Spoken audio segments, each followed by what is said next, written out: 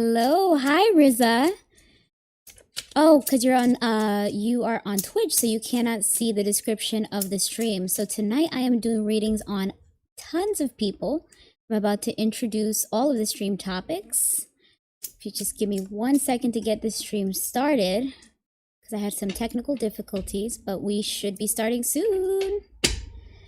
Let's see, I think I can do my actual, let's get my notes up. Everything is good to go, visible, all the cameras are up. Give me 1 second, about to start this stream. Gotta make sure I see my notes. Okay, here we go. Hello, everyone. I'm Shine, and this is Divine Shine Tarot. So excited to be back with you with this super stream of tons of CelebriTEA tarot readings for you and your wonderful, interesting requests and questions. Come on in. It's high vibrational in here. Thanks for joining. So my last stream was supposed to be focused on the men in entertainment because of all the questions I received on male celebrities from all of you awesome, illuminated viewers in my community. And there are a few readings I couldn't get to last time that I will prioritize tonight. I have a packed stream prepared for you all, combining those celebrity reading requests that I'm rolling over from the last one, along with a bunch of new celebrity reading requests for this stream. I'm going to try to power through it all because this will be one of the last CelebriTEA streams I will do for a while, unless something major happens in pop culture or if there's a donation attached to your requests.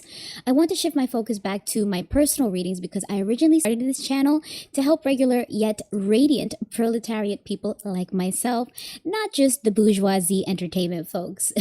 I also have a lot of editing to catch up with the uploads and all the clips of individual readings from these streams for you all.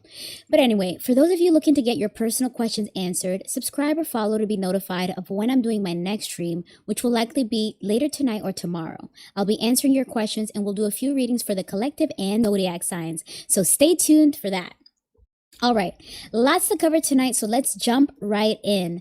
On this stream, we'll see what the cards have to say for some readings you all requested on Justin Bieber, Harry Styles and Louis Tomlinson, Travis Kelce, Chris Evans, Michael B. Jordan, Demi Lovato.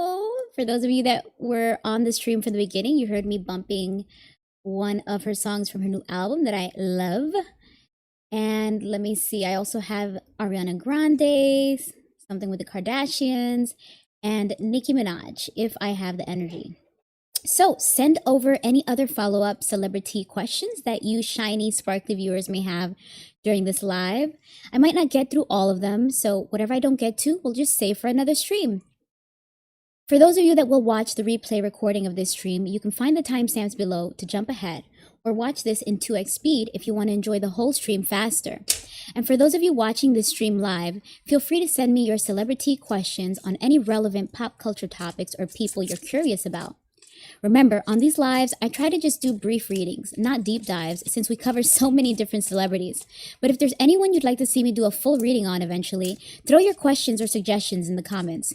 And please remember to hit that like button. It really helps my channel gain more visibility with more sparkly viewers like yourself to make all of this effort worth it. And if you like anything about this stream, subscribe for notifications of my readings, and feel free to book a personal reading or make a donation to help keep this channel alive. There's a lot of work that goes into this, and any support helps me to keep sacrificing to continue sharing this dazzling tarot space I've created with you all. Okay, now let's get started with the readings. Remember, these readings are for entertainment purposes only. No facts, no truth, just tarot. Okay, so while most of our readings tonight will continue with the theme of a focus on the men in entertainment, let's check in on the ladies first. Starting with Demi Lovato. 94 Smile is Key requested a reading on Demi. They want to know what's the energy around her new album, It's Not That Deep, and her upcoming tour. So let's see what the cards can tell us tonight about Demi Lovato. She recently released her album, I think exactly a week ago, last week, Friday, and I've been loving it. There's at least 4 songs from that I have on my workout playlist. Really good, high energy music. Surprised that it hasn't really performed as well as some of the other music this year. I don't know if it has anything to do with it, but since Taylor dropped at the beginning of October and she did 4 million, you know, maybe maybe the audience didn't have as much funds left for Demi's album, but they are two different audiences, so maybe not. But I'm loving her music. I'm really happy to see her feeling energized, upbeat, excited for her tour. Really snatched. She's looking really slim. That's another question Smiley's Key has here for me. I keep forgetting to do it, but I have it on the list tonight as its own question to make sure I get to it. The question is Demi Lovato on Ozempic? So we will have some fun and ask the cards that as well. But I think that's enough background. Oh yeah, she's doing a tour. She announced a tour with the same name as her new album. It's Not That Deep, for next year, 2026. The only thing I don't understand is why she didn't release this album at the beginning of the summer, since it's so upbeat and all this fun dance music. It would have been perfect for the summer. So I'm thinking maybe that's why her sales performance hasn't really been as big as some of her other projects.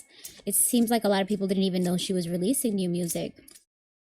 Anyway, she's been having a big year. She got married in May. Again, she's lost a lot of weight. She's looking great. And now she has this new music and a tour coming up. So let's see what the cards have to say. Spirit, what's the energy around Demi Lovato's new album and the upcoming tour? Ooh, 3 of Wands. So she is expanding and growing. Wait a second. My light is off. See, that's the benefit of doing recordings versus live, is I can fix all these little things before I get on stream with you guys. But on the live streams, we just have to deal with production issues as they come. So thank you all for your patience. Let's take it from the top. Okay, so first we have the 3 of Wands, and this indicates someone looking to expand upon an existing foundation or some progress that's already been made. Now they want to expand to different markets.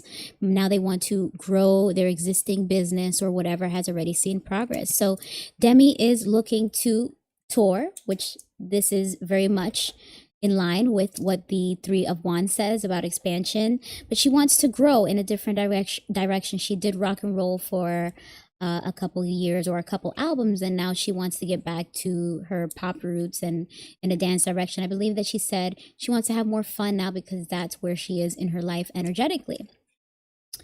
Page of Pentacles, she's getting her coin. So this is the energy around a new financial opportunity. She's putting in the work, skill development, prosperity, manifesting something that she really wants or is really interested in, looking to explore and discover. Ooh, the 3 of Cups. Maybe feeling antisocial at this time, or maybe socializing is too much for her, since the 3 of Cups has to do usually with socializing, celebration, community, network. But this indicates not exactly looking forward to that social atmosphere that most likely she'll encounter on the road. Interesting. Alternatively, when you see the 3 of Cups, since the Suit of Cups is about emotion, 3 can be a crowd, meaning if it's in reference to a romantic relationship, perhaps someone's having an affair. Maybe there could be a third wheel involved in some way, a mother-in-law that's overbearing, a friend who's a bad influence. There may be someone, a third party in Demi's relationship that may be causing some interference. But since we asked about the future of her album and her upcoming tour, I would rather believe the first interpretation, which is that maybe she's a bit anxious about this idea of diving back into a super social environment, which comes natural in a tour. The Star, okay, stepping back into the spotlight, enjoying her stardom again. So she is probably looking to expand her current, more low profile status, because prior to this album, she was kind of low key. Now she's looking to step back into the stardom, step back into the spotlight, and get that energy and priority again in her industry, perhaps. That might be one of her goals. Ooh, wait a second. This could be financially motivated. Maybe there was some financial loss or a bad investment that is part of why she is motivated to do this tour and this album all of a sudden. I know that she did switch management from the Scooter Braun guy that she was with a couple albums ago. And I know that he has a reputation in the industry, allegedly, of being a bit problematic. He managed Justin Bieber, who had how would you call that? There was issue with something financial between Scooter Braun and Justin Bieber this year. In the past, there was issue with Scooter Braun and Taylor Swift, Scooter Braun and Ariana Grande. So maybe although she has already left that management, she still has some recovery to do.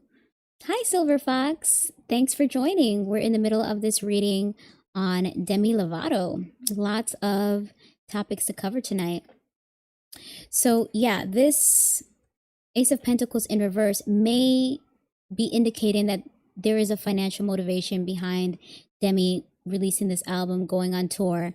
And for some reason, I was just thinking Scooter Braun, problematic manager, although it's in the past, there still may be some remnants of whatever deal she had, whatever financially she may have been set back by having done business with someone like that she's trying to recoup and recover. Maybe even because she did go in the direction of rock for a while, maybe she's trying to get back on the pop and dance, thinking that that will be more lucrative for her. So there's some financial motivation behind her current moves, but isn't that for everyone? Everyone goes to work to get money. So that's not really like a big revelation, but maybe it's more money than you and I could even fathom. Let's see what else comes here. Wait a second. Yeah, this 10 of Wands in reverse, it kind of reinforces my thinking on this one. There's a heavy burden and she's having a hard time either selecting the right people to help her or releasing control in order for people to help her. So there might be a heavy financial burden that Demi is trying to work through in order to get on the other side of something financial, and also getting her reputation back. Well, I wouldn't say reputation, maybe just something to do with her public image that she's trying to restore and get her coin, which is strange that she doesn't even want to deal with this social atmosphere, but she's putting herself through it anyway, because it seems like she has to. Yeah, look at that. Queen of Wands, and this is a fire sign card. I believe that she is a Leo. So this indicates someone who is very demanding. She's very maybe frustrated, maybe angry. This is the energy of, this is feminine energy that could be a little jealous or insecure. I don't feel energetically that that really is where Demi is at this time, but this could also indicate why she's a bit hesitant to step back into the public eye and be so social. She doesn't want to feel insecurities or any of those negative feelings on her esteem, since we know that she did go through a very public battle with addictions and eating disorder, and it seems like she's really come out on the other side of that. So she naturally would be nervous about re-entering those environments that maybe provoked her in the past. She wants to make sure she is not triggered again, being on the road, being around so many people, being around people partying. This is a dance album, so you could imagine people would be partying in a way that might provoke her to, you know, to not necessarily revisit some of those vices that she released from her past, but just to even be surrounded by it must be very triggering or difficult for someone that has already overcome addiction. So Maybe there is, again, a lot of hesitation, nerves, frustration behind that decision to go on the road and to launch this new wave of her career. But there's a necessity here based on those past two cards. The last card we have here is the Knight of Cups. So she has a man in her life that is very compassionate, very emotionally stable. This is probably someone that she leans on for emotional support, someone or several people that are her support system that are helping carry her through. I have a feeling that's her husband, Jordan Lutz, or Jutes as they also call him. So this is actually a really nice card to end this reading on, because it indicates that although she is putting herself through something in her career that maybe at this time she doesn't necessarily want to, she has to, at least she does have the support to keep herself away from whatever temptations she is hesitant about encountering while she goes through that. And stepping back into her star power, I'm sure for all of the Demi Lovato fans, they're happy to see her getting back out there again. And I have a feeling that once the tour gets underway, the music is going to get more popular as people see her performing it more. She said that she's going to be dancing a lot more on this tour, and maybe that's even how she lost a lot of the weight, being more active, we would assume. Although she looked great before as well. It's just that she's noticeably svelte now. And that's a perfect segue to go into Smiley's Key's other question about Demi Lovato. Is Demi Lovato using Ozempic? Just a little fun shade. Let's see what the cards have to say, because she looks so good, but that face looks so snatched that she's almost unrecognizable. So let's see what the cards have to say if Demi Lovato is on Ozempic. We have a lot of readings to do tonight, so I'm going to be going through them rather fast. Remember, if there's anyone that you would like to see a deeper dive on in terms of the readings, just drop a comment below. But let's see what the cards have to say. Spirit, is Demi Lovato on Ozempic? Is Demi Lovato on Ozempic? Or did she lose the weight naturally? Is Demi Lovato on Ozempic? I don't know. The energy might be blocked. When I don't see a card popping out, that indicates that I might be blocked from that information. Let's see. Is Demi Lovato on Ozempic, Spirit? Let's see what it says. Four of Wands, stability, celebrations. Well, she definitely has a lot to celebrate in terms of looking fit, but there's something about the past that she doesn't want to return to with the Six of Cups. Let's get one more out here. Knight of Wands. This is, again, frustration, anger, impulsive, maybe taking action in a way to have a shortcut. So I didn't get any clarity here. Maybe I'll just take one more card out. I have a Swords. So this is about winning at all costs. I'm starting to feel like, yes, she did take it.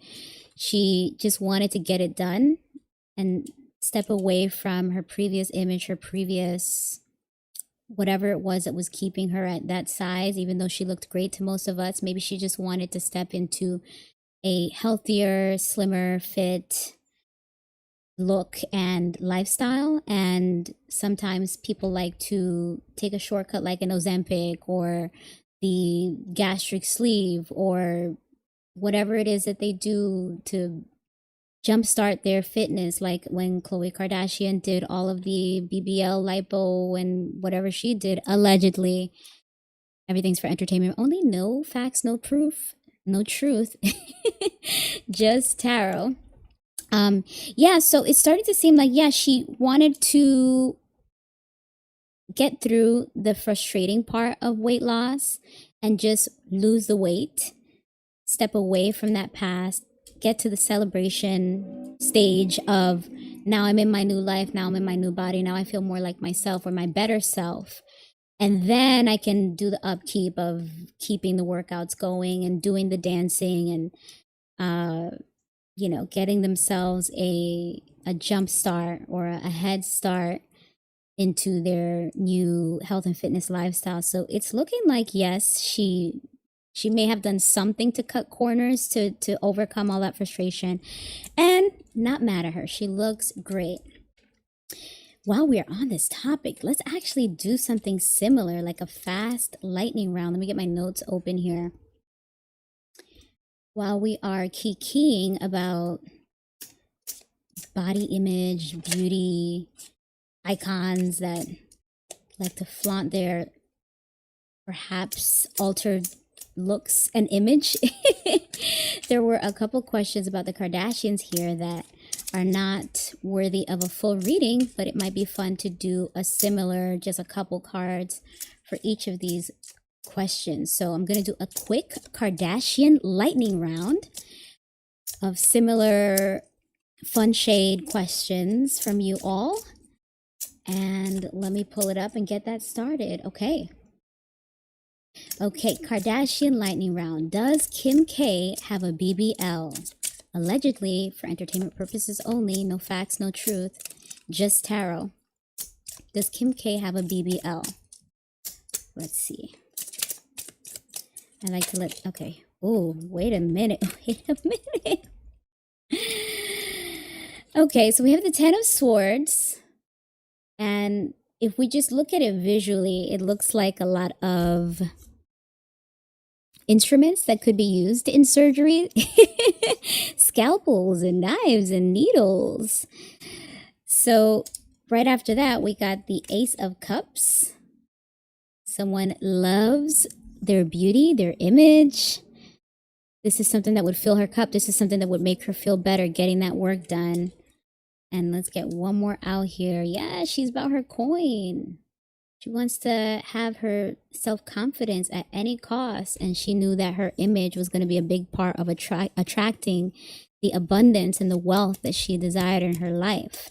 So it looks like, yes, she went under the knife to fill her cup, feel better about herself, meet her personal goals of beauty and image and self-confidence in order to get that money.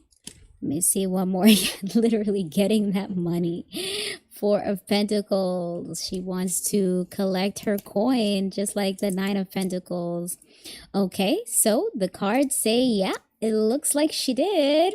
And anyone with eyes would probably agree with that as well. It does look like Kim K has a BBL. It looks like she has a fresh boob job. It looks like she has a facelift. All alleged. But either way, she looks great. Whether she wants to admit the work or not, she looks great. She and her sisters also look like they have a lot of work. A lot of plastic surgery. They look great. Next question in this Kardashian lightning round. Will Kim ever get married again? Oh, that's a good one. Let me actually really re-energize the deck for that. Will Kim K ever get married again? So she's on number 3. What's this? This just fell out before I could even shuffle. Yes, too many cards. So, but just so I can remember, that was I think that was King of Cups. Okay, let's see. Will Kim K ever get married again? Will Kim K ever get married again? Let's just get 3 cards real quick, Spirit. Will Kim Kardashian ever get married again? Okay. Yeah, whenever the cards don't flip out, I take that as an indication that I'm blocked from that information, or... Oh, okay, that was a lot. Let's see. I'll take this one here because this one filled out. Aw, she got the Ace of Cups again. Looks like, yeah, maybe.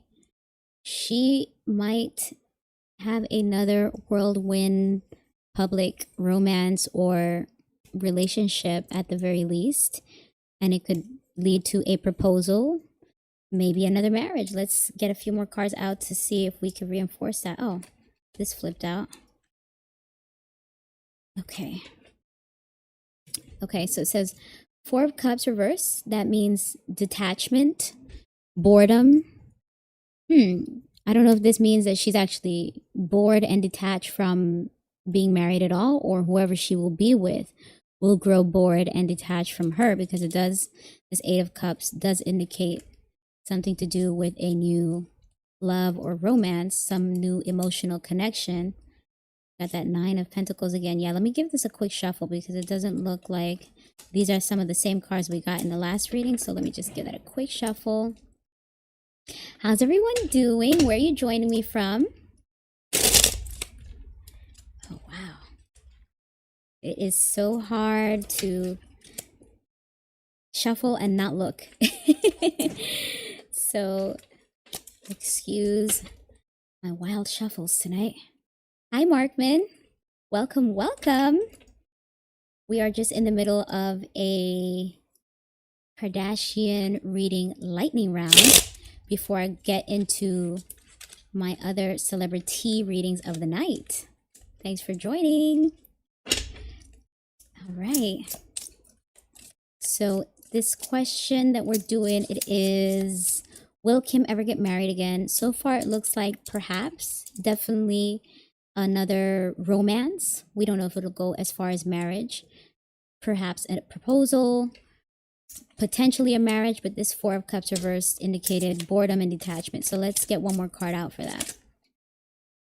Okay. Ooh, yeah. Ultimately, she will not be emotionally fulfilled in the long run. She won't have the perfect nuclear family that she may have always wanted. And that's okay. She has 4 kids that she seems to have her hands full with. She's had a lot more marriages than most people will have in their lifetime. High profile, fancy, you know, very moneyed up marriages, or we should say with the people that she was married to were very, they both had a lot of finances and fame for them to enjoy. So looks like while she might enjoy some marriage, while she may enjoy some relationships and romances, the union of marriage, the structure of a marriage, ultimately either she's bored with that or she just will not get that in this lifetime based off of this 10 of Cups in reversed.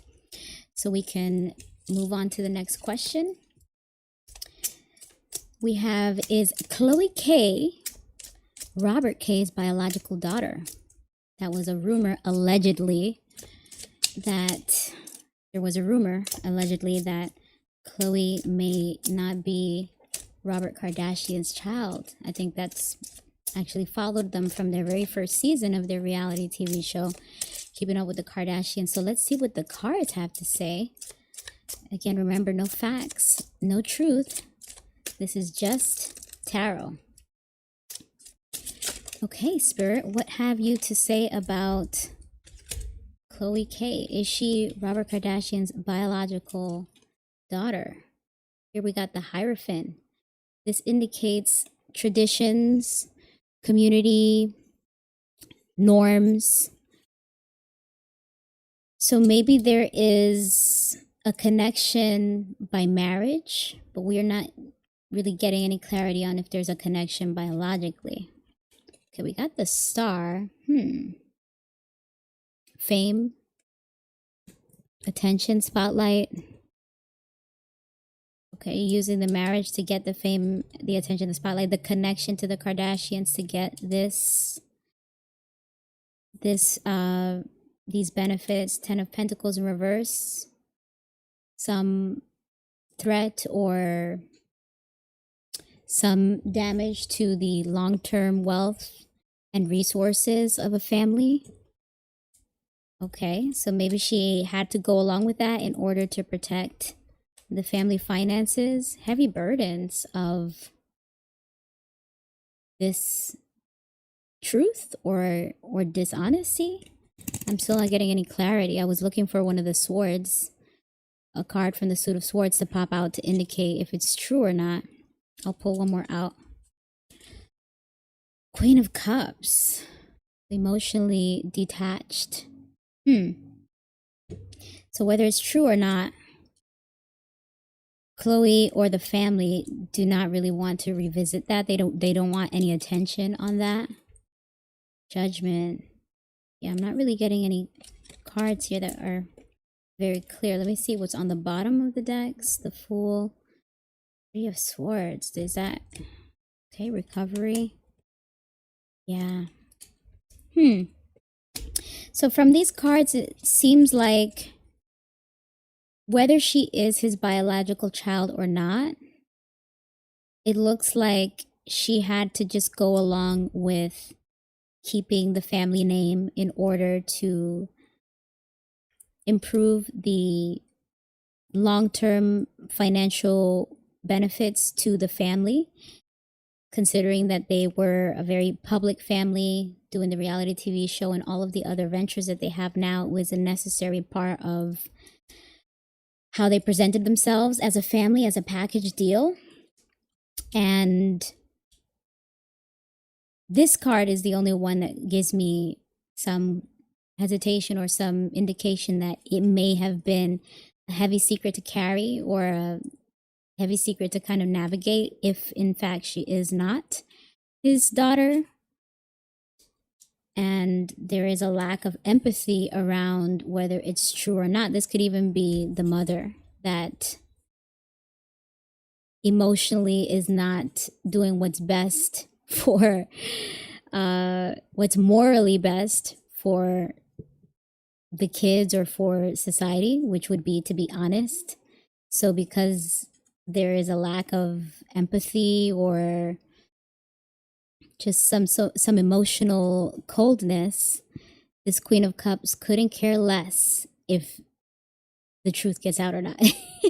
Well, couldn't care less about the truth. They want to do what's best for the family, the business, the family financial opportunities. And then this Three of Swords in reverse indicates that if there was any shocking, devastating news or betrayal, they are now in the stage of having recovered from that.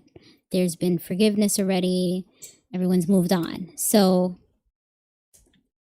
if we read between the lines, in this tarot reading, the cards say that there may have been some deception behind if Khloe Kardashian is Robert Kardashian's biological daughter, but they have gotten what they needed or wanted out of that connection, and now they are on the other side of things, and behind the scenes even, this card could indicate that the mother, I forget her name, Kris Kardashian, probably already disclosed that information with Robert Kardashian, the late Robert Kardashian, before he passed, and there was already forgiveness and a recovery from that, allegedly. All based on these cards. So we'll move right into the other Kardashian lightning round question. It says, will Kylie have another child? Will Kylie have another child?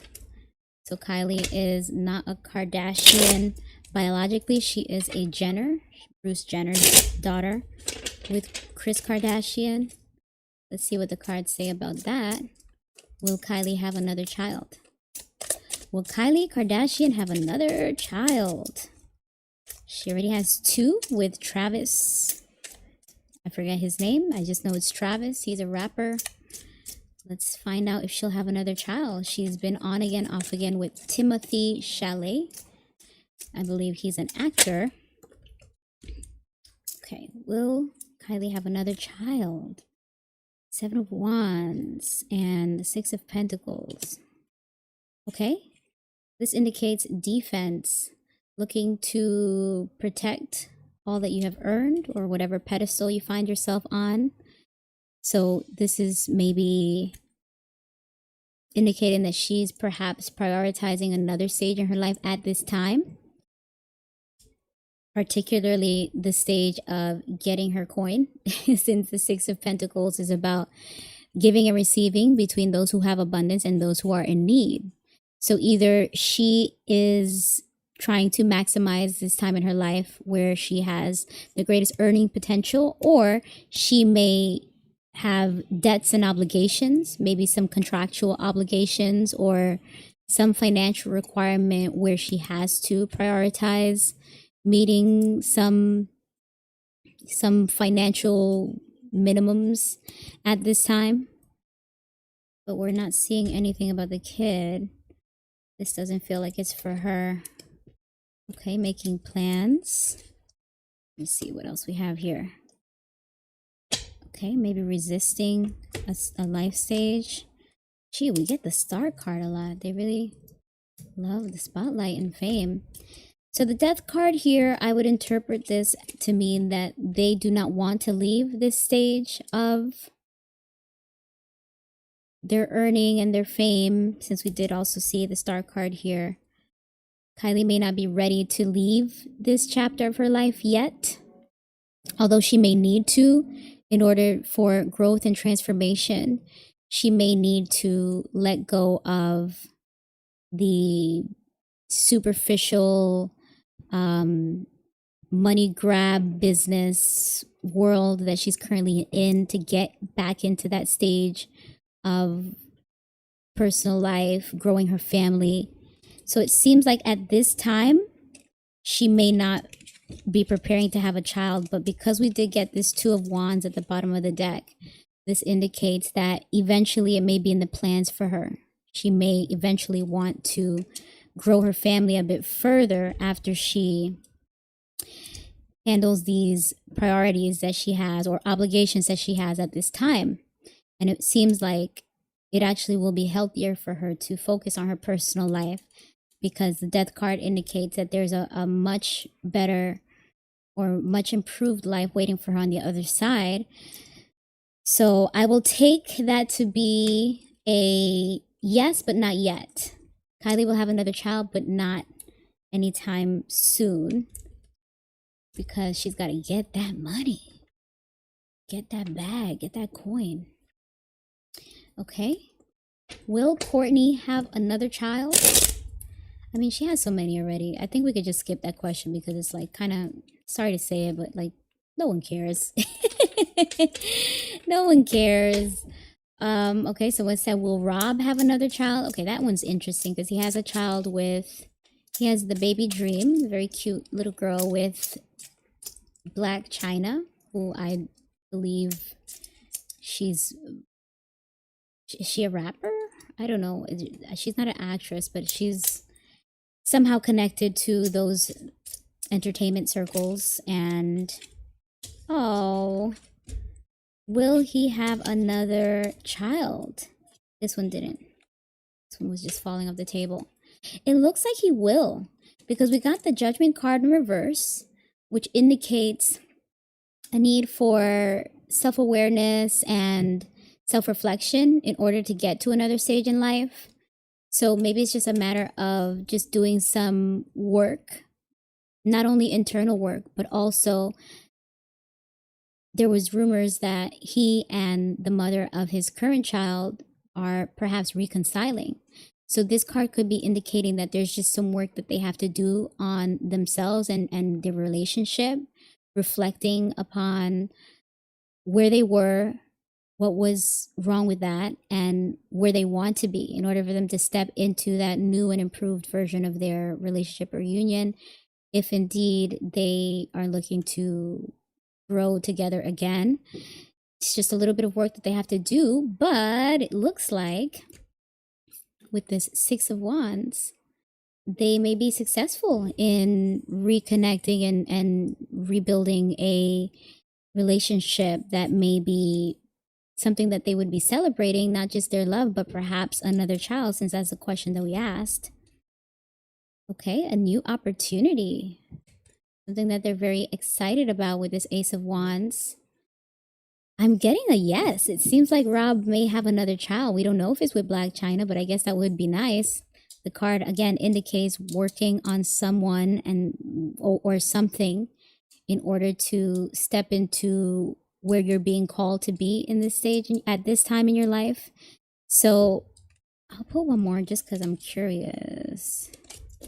Let's see what the bottom say. Yeah, it's not clear. The only one that is kind of giving a little more information is this Three of Wands, which indicates that there may indeed be a desire to grow the family, since the Three of Wands indicates expansion, growth upon something that's already progressing, or what would be the word?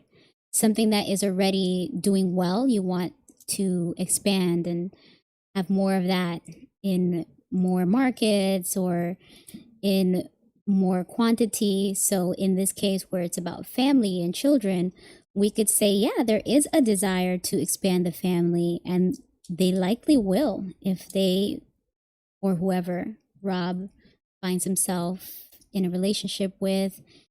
He may indeed grow his family. So good for you in advance. Congratulations, Rob. Okay. And then someone said, tell me something about Kendall. It's another one I'm not really that interested in. Hi, Adam Gonzalez from Arizona. Welcome, welcome. I'm just finishing up a Kardashian Lightning round of mini shady questions here before we dive back into the bigger CelebriTEA readings. So happy to have you. Come on in. It's high vibrational in here. Thank you. Thanks. All right, so the last question on this Kardashian Lightning round, it says, tell me something about Kendall. There's something flip out here. Okay, tell me something about Kendall. Cards. Spirit, what can you tell me about Kendall Kardashian? Let's see what the cards have to say about Kendall Kardashian. Let's see. Something told me to just stop here. Okay. She needs to listen to her intuition. The High Priestess usually indicates having a sense of inner knowing, inner wisdom, spiritually guided inner knowing and wisdom. So maybe the universe is trying to guide her into something at this time that she needs to start listening to her inner voice to figure out what that is. Yeah, she's being asked to step away from something with the Six of Swords, step away from something that she really doesn't want to step away from. But usually the Six of Swords indicates that there's something better on the other side. This is something that she may have to step away from regrettably. Let's see what that's about. If it's something, a relationship or a business decision. This is the Two of Wands in reverse. So something that she's planned that hasn't quite gone as planned. It hasn't really gone as well as she would have liked, or the outcome is not what she wanted it to be.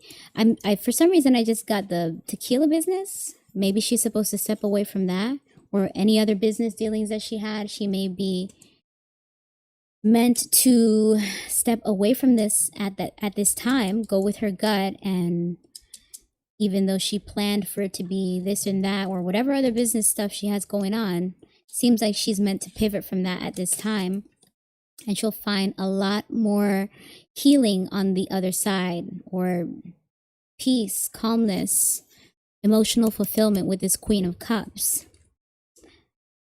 Maybe even a relationship, since the Suit of Cups is about relationships and emotions, since the Queen of Cups is about, since the Suit of Cups is about emotions.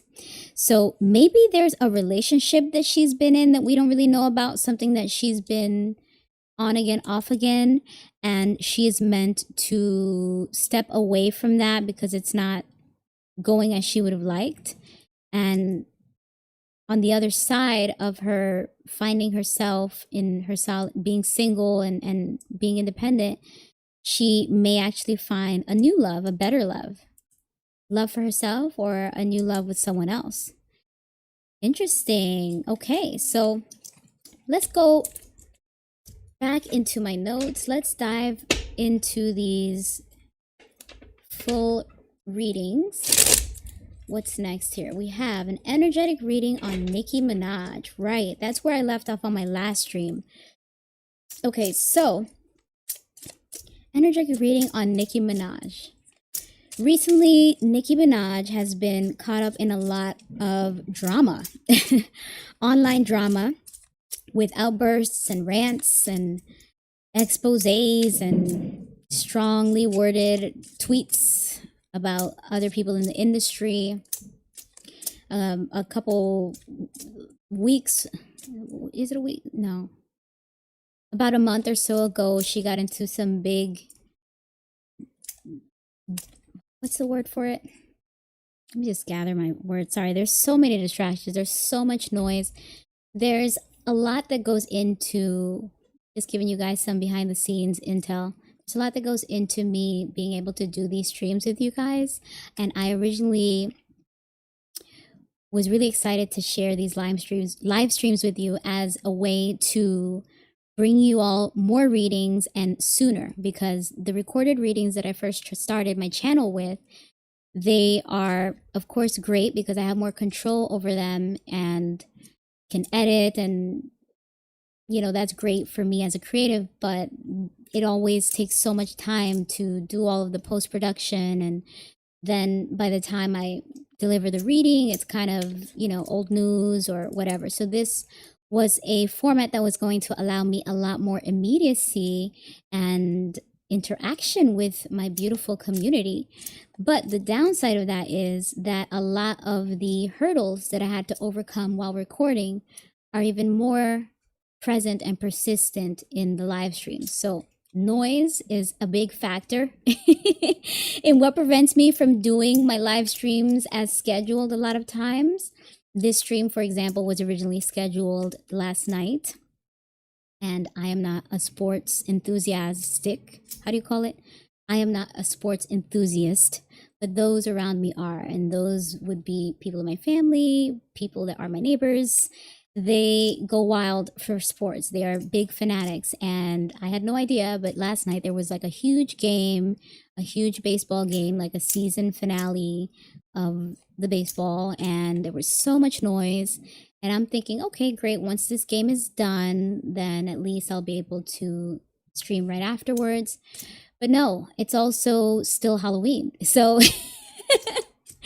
so that was another element that I didn't foresee coming, because I understood Halloween officially to be on Friday. Of course, people are still celebrating all weekend, but I just assumed people would go out for their celebrations. I didn't think people would be coming in for the celebrations, especially when you're in the vibe of like, yeah, go sports. And now we're switching into like the costumes and the drinks, party vibes and candies or whatever's going on over there. So it's just a lot of noise that, unfortunately, these are external forces out of my control. And that's just one example of many that I often have to deal with when trying to bring these live streams to you guys. It'll be someone's dog is barking. It'll be a big biker gang is passing by and making tons of noise. Someone's ringing the doorbell. Someone's locked out. The elevator is, not working, and the repairs are just, making so much noise that it all unfortunately impacts the stream in terms of the noise, but it also disturbs my energy. I need a lot of energy to go through these readings, especially since I do a high volume of readings.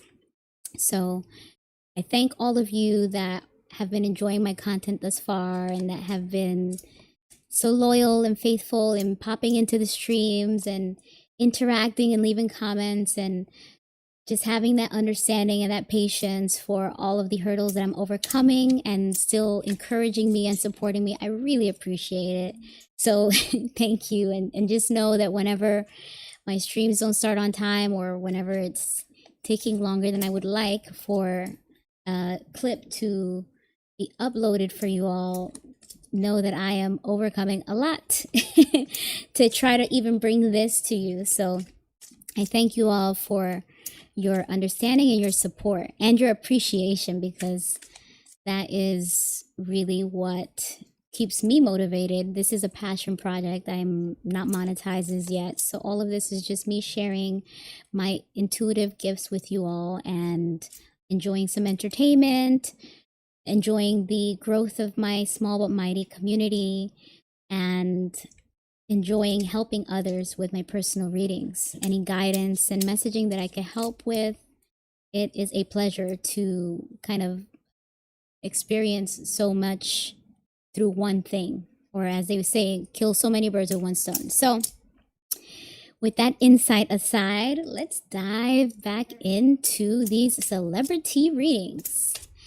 Next thing I had on the list here, right, I was going through the intro about Nicki Minaj. So Nicki Minaj has been in a lot of internet beef lately. About a month or so ago, she was beefing online with Cardi B around the time that Cardi released her new album, which I'm going to show it off here because, as you see, it still has the plastic. I don't have a CD player, so there's no way for me to listen to it, but I just thought that this cover was so funny. And the fact that her album rollout was so riddled with drama, and her album is called Am I the Drama? Indeed you are, Cardi. Indeed you are, because Nicki Minaj decided to use Cardi B's album attention to get attention for her own projects, in terms of all of a sudden Nicki announced that she was going to release an album in March of next year, which is very unusual for artists to announce their album that far in advance. So it was taken as a slight, like Nicki was trying to step on what's her name? Nicki was trying to step on Cardi B's album momentum and get some eyeballs for herself, and then somehow that turned into a nasty back and forth between them where they were talking about each other's kids. There was a lot of mudslinging. Nicki Minaj would bring up other artists as well. Jay-Z and Roc Nation is someone that she continues to drag. We don't really know, or I don't know a lot of the history behind it, but it seems like there's stuff behind the scenes that has her bubbling up and erupting like a volcano now with all of her outbursts. And while she'll have these really explosive, outspoken moments that have people likening her to a Kanye West, she would also have these moments that she's trying to play nice and somewhat deflect, like bring the attention elsewhere, because around that same time that she went off on Cardi B and everyone else, all these other female rappers, which she has a lot of beef with female rappers, then she pivoted into trying to, as Cardi B said, bootlick Taylor Swift, because Taylor Swift had just dropped her Life of a Showgirl album, which was wildly successful despite all of the criticism. She did 4 million, which is huge. I mean, by comparison, the album that Demi Lovato just dropped last weekend only sold like 30K. So super successful Taylor Swift album. And the same way Nicki Minaj tried to get some of the juice or some of the shine from Cardi B's album Momentum, Nicki Minaj was all of a sudden like hyping Taylor up and, you know, oh, us Sagittarius is this and that. And a lot of people in the comments weren't falling for it. They were like, don't bring Taylor into your mess, Nicki. People were just like, stop trying to steal everyone's spotlight or trying to shift the attention here or there. And while some people feel that the motivation behind a lot of Nicki Minaj's behavior could be a combination of jealousy and perhaps allegedly drugs, other people feel like there's some truth to what she's saying or not saying, that there's some information between the lines that she's not exactly letting spill. There is some behind the scenes conflicts between her and other executives in the music industry, possibly, that may be driving her to be this outspoken and provocative in her, what do you call it? Not backlash, but just, let me look at my notes here because I'm kind of all over the place tonight. They're saying the online outburst is giving Kanye. Yes, they're saying Nicki Minaj's online outbursts are giving Kanye. So it makes sense to do a reading of her after I did his. Yes, I did a reading on Kanye West last week, so that's why I am following up now with the Nicki Minaj reading that I was supposed to do then, picking up from where I left off, doing it now.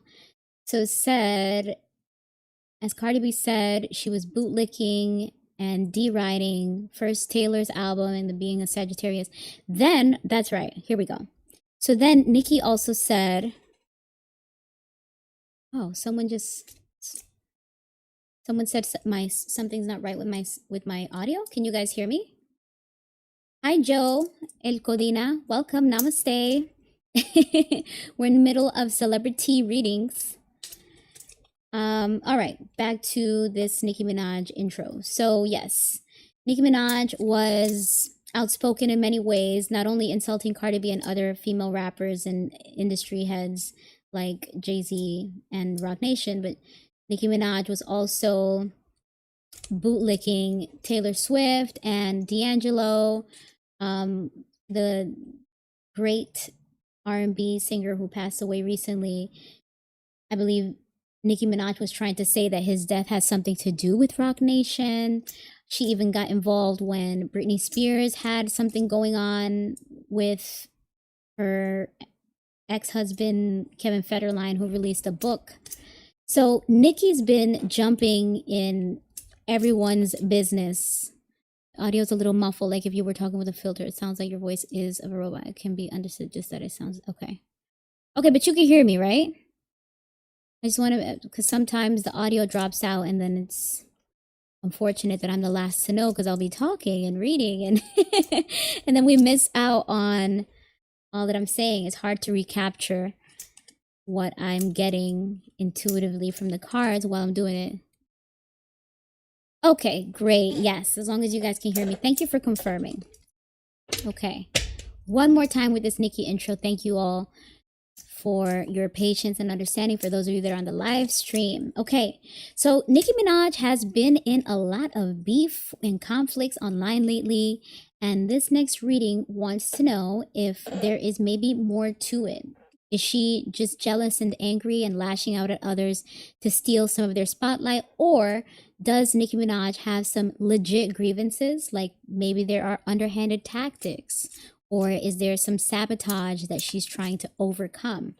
What is the truth behind all of Nicki Minaj's recent outbursts and finger pointing that she seems to be doing?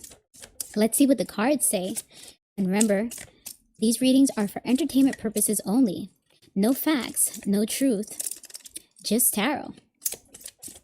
Let's see what the cards have to say. Spirit, what can you tell me about Nicki Minaj's energy in relation to all of her recent outbursts, rants, and behaviors? What can you tell me about Nicki Minaj's energy, Spirit? Okay, let's see what we got here. Conflictive, look at that, the 5 of Wands. So this indicates that Nicki Minaj is very competitive. 5 of Wands is about competition, conflicts, trying to stand out and differentiate yourself from others. So part of Nicki Minaj's motivation in these outbursts is indeed trying to stay on top or differentiate herself, remind people that she is also still out here trying to do music and still wants to be considered the best. So this is part of her motive behind all of her outbursts, is relevancy and competition. The 9 of Pentacles. Sorry, it's pretty noisy. The 9 of Pentacles indicates that there was some sort of financial failure or financial loss. So this is another motivation. There is some financial trouble that she is trying to work through. And so I guess getting attention to try to eventually, I imagine that she eventually wants people to pay attention to whatever new music she's going to release next year is important to her. Even if it's negative attention, she is trying to ensure that she's able to recoup because of this financial loss or financial pressure, because this indicates potential poverty, potential financial failures. Something was not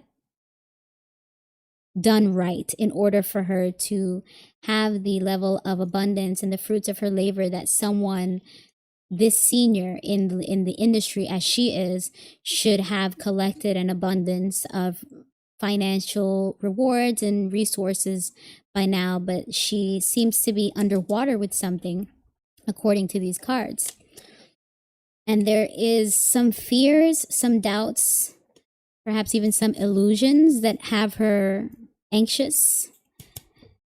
There is indeed some financial pressure that has her feeling on edge and has provoked or motivated her to get out there and get any attention, even if it's negative attention. So that's why she's so provocative and fiery at this time. Fears and doubts. 9 of Wands, but she's kind of keeping herself in a bad spot, because the 9 of Wands indicates that you're near the end, and it's just a matter of persevering, being resilient so that you can complete whatever chapter, whatever stage you're in. But when it's in reverse, it means that you're getting in your own way. There's something that you're not doing quite right in order for you to complete or achieve whatever it is that you're trying to get to. 9 of Wands indicates maybe there's a lesson you haven't yet learned. You're still doing things in a certain way, and you need to actually take a different approach in order to get to the 10, which is the end of the suit, and indicates completion, accomplishment, achievement, and graduating into the next level. Interesting. So let's get a few more out for this Nicki Minaj reading. Knight of Wands, impulsive, someone very energized, fiery. She is a what's Nicki Minaj again? She's a Sagittarius, and this is a fireside card. This is either Leo or Sagittarius. So her energy is very fiery and very impulsive at this time, which is similar to the behavior that we'd see from Kanye West. Again, her recent rants and outbursts have been likened to the stream of consciousness that Kanye would often unleash on us sometimes. So she is so affected by whatever financial situation that currently has her feeling anxious and fearful that she is just ready to, I don't want to say attack, but just unleash. She's fired up, ready to unleash, ready to compete, ready to fight, ready to do whatever it takes to get herself out of this. But she doesn't realize she's actually working against herself. This is not the best approach to resolve whatever it is that she wants to resolve. The impulse in her is not allowing her to have the best approach. This is a good card. This is the 4 of Wands. This indicates stability in the home life and possible celebrations. So this is maybe something that she would like to get to. Some celebration of an accomplishment, an accolade, maybe accomplishing resolution of this financial matter, a very successful album again, being on top of things again.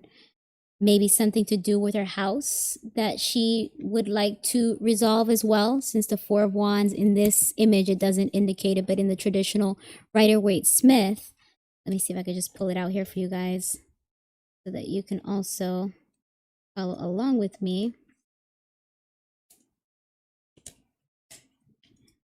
Here we go. Yeah, the 4 of Wands normally is visualized as a house. So there's something to do with Nicki Minaj's household that she's either concerned about or that she is working towards resolving. This could be literally a house, or it could be her household, because I believe she's married, she has a child. There's something about her house or her household that is a part of her energy and motivation at this time.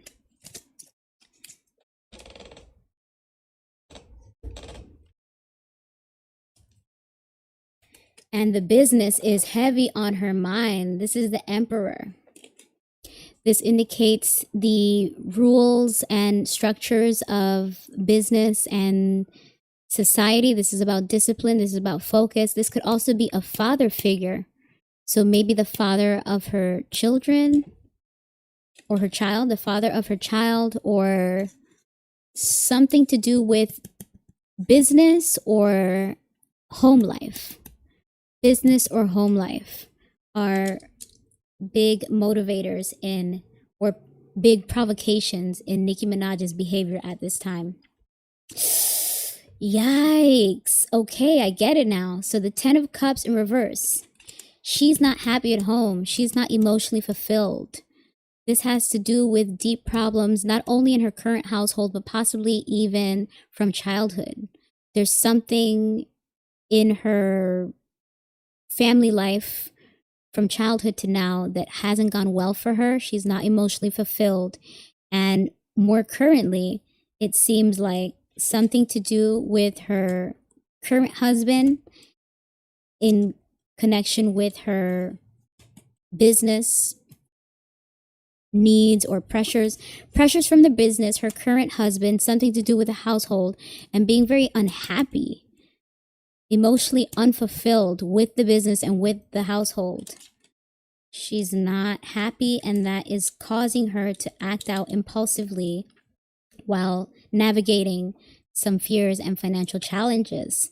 So that's why she's ready to take out her wand and beat anyone that she can reach because she is acting out from her own internal pain. Oh, I'm sorry to see that, Nicki. Onika, Tanya Mirage, Petty. That's her full name, which we know because Cardi B recently said it, as well as she herself. Nicki Minaj has said it herself. Well, Onika, I hope you get on the other side of this and step into your better self so that you can achieve all of these things that it seems that you are working towards in a healthier way, in a way that's not so counterproductive. We all have fears and anxieties and doubts, and just a matter of working through them. So I hope that you manage to find a better way to navigate that. All right, let's move into our next reading, which would be on Ariana Grande. Oh no, wait a second. While we're on the rappers, I have a note here.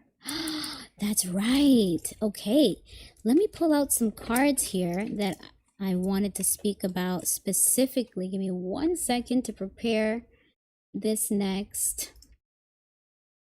reading.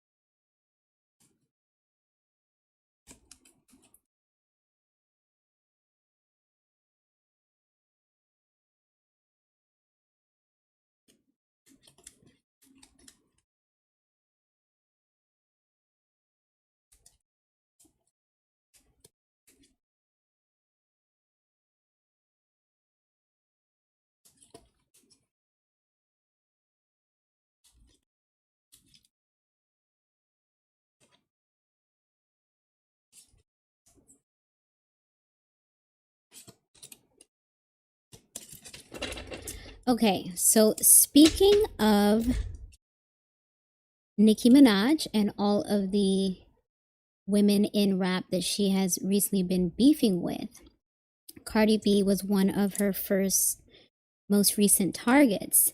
And I'm using this as an opportunity to pivot into a realization I recently had.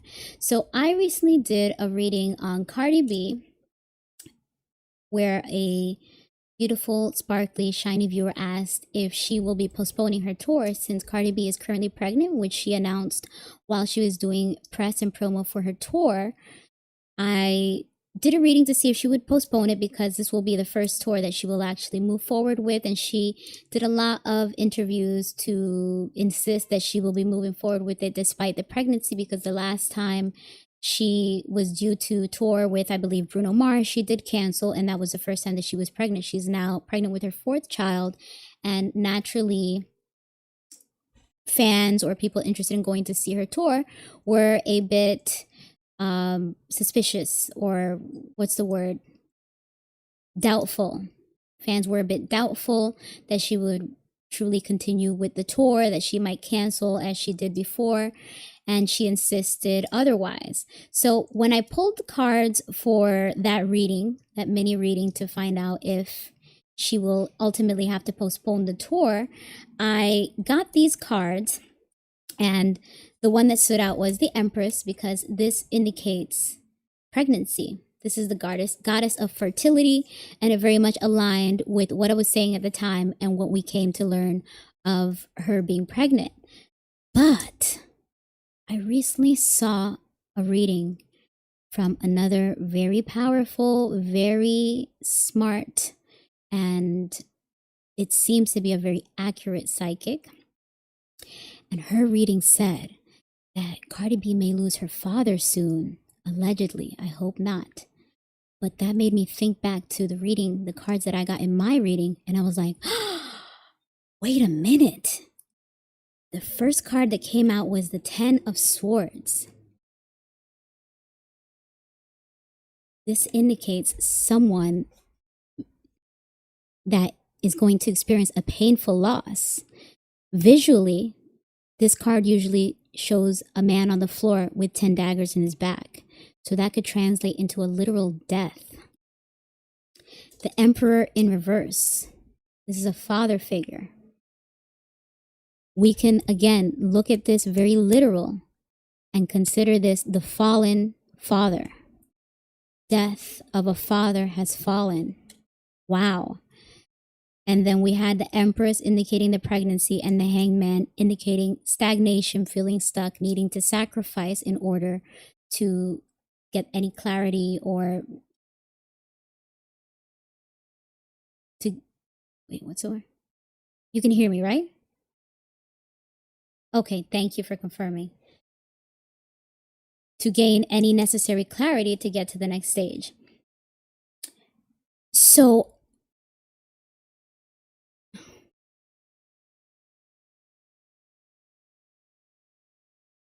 I found that so interesting that when I first did my reading, the cards were saying pretty much the same thing, but I was interpreting them more in terms of the literal meanings of what the cards can mean in terms of, again, painful ending.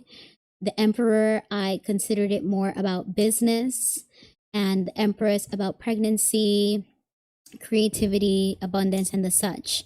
But when we look at the literal visuals of these cards, I was like, oh no, say it's not so. I hope that's not the case. Cardi, death of Cardi B's father, which will ultimately contribute to the postponement of her upcoming tour next year, along with her pregnancy. She's going to want to be closer to that baby at this time after experiencing a loss. You're going to want to be closer to loved ones and feel that much more in the stage of nesting. So I just wanted to revisit that reading.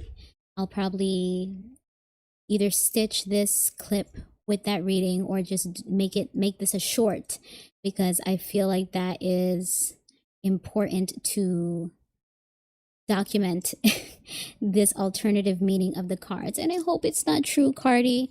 I hope that's not the case. But the fact that I've seen another psychic, well, I'm not a psychic, I'm just a tarot reader, I'm an intuitive, but just to see that other people in the spiritual world have gotten the same message as the cards, where there's smoke, there's fire. We hope it's not true, but if it is, you've seen it here and you heard it elsewhere. And I want to shout out that that lady's channel. She's really good. If you guys are interested in more CelebriTEA readings, her name is Intuitive 144.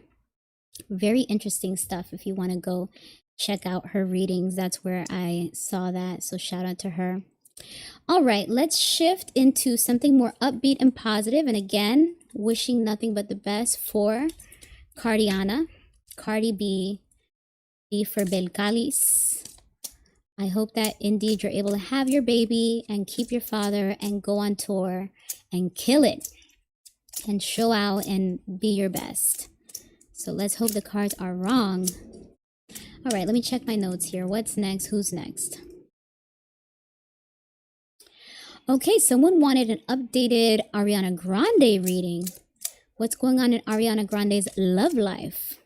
Now, I have no background on this. I did an Ariana reading like when I first started this channel. So like I would say maybe 8 months ago. No, more than that. Anyway, I did a Ariana reading a long time ago, and I didn't know much about her then, and I didn't get a chance to do much research on her now. So we'll be doing a very cold reading again. But the request came in because of her love life. Apparently, she was with someone, Ethan Slater, if I'm saying his name right. She may not be with him anymore, and it seems like she may be with someone else. From what I remember in my Ariana reading, it indicated that she wanted to accomplish what she could with her Wicked movie that she was promoting at the time, take it as far as she could in terms of possibly winning an award. But after that, she wanted to pivot into her personal life, that ultimately she did want to find love and have a baby and focus on family building. So let's see if maybe that's exactly where she is now. Maybe she's with someone else, with someone new, with someone that she thinks she could be with long term, and focusing on exactly what the card said, family building and personal life. So let's gather these cards. Let's actually re-energize them with another riffle shuffle and see. Okay, see what the cards have to say about Ari. Having a hard time shuffling today. Okay. Spirit, what can you tell me about Ariana Grande? I'm so used to saying rolling my R's, you know, like Spanish style. I know that here it's very flat and dry. You guys say Ariana Grande. I'm used to saying Ariana Grande. So, Spirit, what can you tell me about Ariana Grande's love life? Let's see what the cards have to say about Ariana Grande. Let's get some cards out for Ari and her love life. She is a lover girl, Cancer. What can you show me about Ariana's love life, Spirit? Let's get a love life reading for Ariana Grande. A love life reading for Ariana Grande.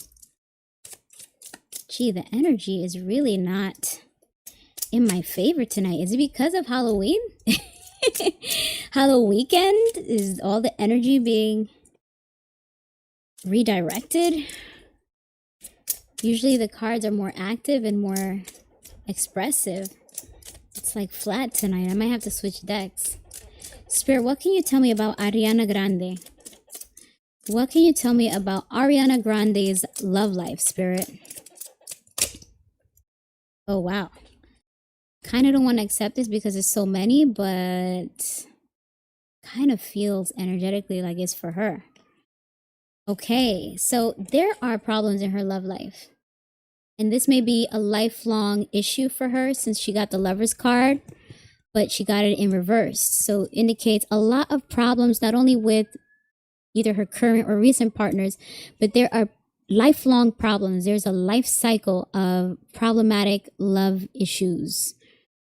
Either something that she herself has to work on within herself, or something that is making her choose partners that are not ideal for her. And there is something that she has to move on from with this Six of Swords. Again, indicating that she is meant to leave something regrettably to move on to more peaceful, calmer chapters in her life, especially regarding something to do with children and family. She may be in a, not necessarily a toxic relationship, but a toxic environment that she needs to remove herself from in order to focus on her personal life goals and family building desires. Six of Wands indicates a victory, a triumph, a celebration. So this is good to see. Something positive, something good coming to Ariana in her life. Something that she will be able to celebrate, something that she could be publicly recognized for. Maybe an upcoming creative project, something that she might accomplish in her personal goals. But most likely it'll be something that she would share with the public since, again, the Six of Wands indicates some sort of public recognition. She's not sleeping well, though.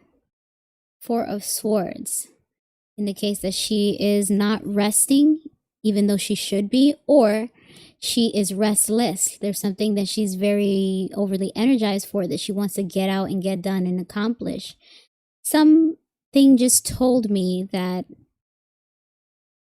energetically, I just got the feeling that maybe this could be indicating that she pushes for certain relationships to happen instead of letting them unfold organically. The idea of you're supposed to rest easy, like chill, allow things to come to you. But this alternative meaning of the card of jumping out of bed, going to get things done against what's in your best interest, gave me that impression of maybe she goes after guys that are not exactly the best for her, despite the indications that the universe may give her of needing to do otherwise at this time. And that may be part of the problem that contributes to her ongoing love life roller coaster, considering that her goals are to be more stable and have a family. Again, with the Six of Swords, you guys can't see it, but there is usually a figure, a silhouette of what looks like a parent and a child. So in order for her to get to that goal that she wants to accomplish, she's going to need to take a step back and allow the good to come to her instead of pushing herself into bad situations or undesirable, non-productive selections, I should say. The choices that she's making in her love life are not aligned with the outcomes that she would want. And we see that again reinforced in these upcoming cards. The Eight of Pentacles, indicating that yes, indeed, she puts in a lot of work into these relationships instead of falling back and allowing the law of attraction to bring something good, something better, something aligned to her. She puts in all of these work in these relationships that should indicate that if you're putting so much into it, maybe it's not meant to be. Maybe he's not the one that you're supposed to be doing with. And because of that, things tend to end, according to this Ten of Swords, painful endings. Despite all of the effort, the time, the investment that is made in these relationships, she ultimately experiences these painful endings. And it's a form of self-sabotage because usually there are a lot of indicators that it wasn't going to go where you wanted it to. And there were a lot of efforts put into it to try to salvage something that wasn't salvageable, that was meant for you to remove from your life, to let it die, to let it end.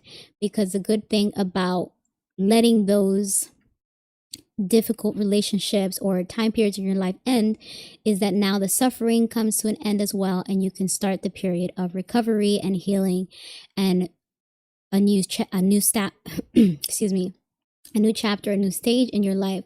There's a fresh beginning and positivity that awaits on the other side of letting this go and starting fresh.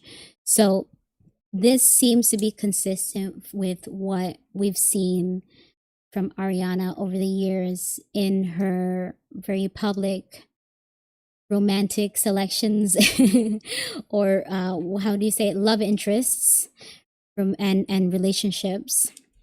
I'll pull out two more just to round out the reading. Yeah. Interesting. So we got two cards from the Suit of Swords. We got the Seven of Swords, indicating that someone that was deceitful, someone that did some kind of betrayal or sabotage or stole something, someone that was a thief or a cheat or a liar, they are ready to come forward and express what they've done and seek forgiveness or somehow resolve and deal with the consequences, followed by this Page of Swords card, which indicates someone that is talkative, that is looking to express themselves, ready to communicate something, doubling down on what this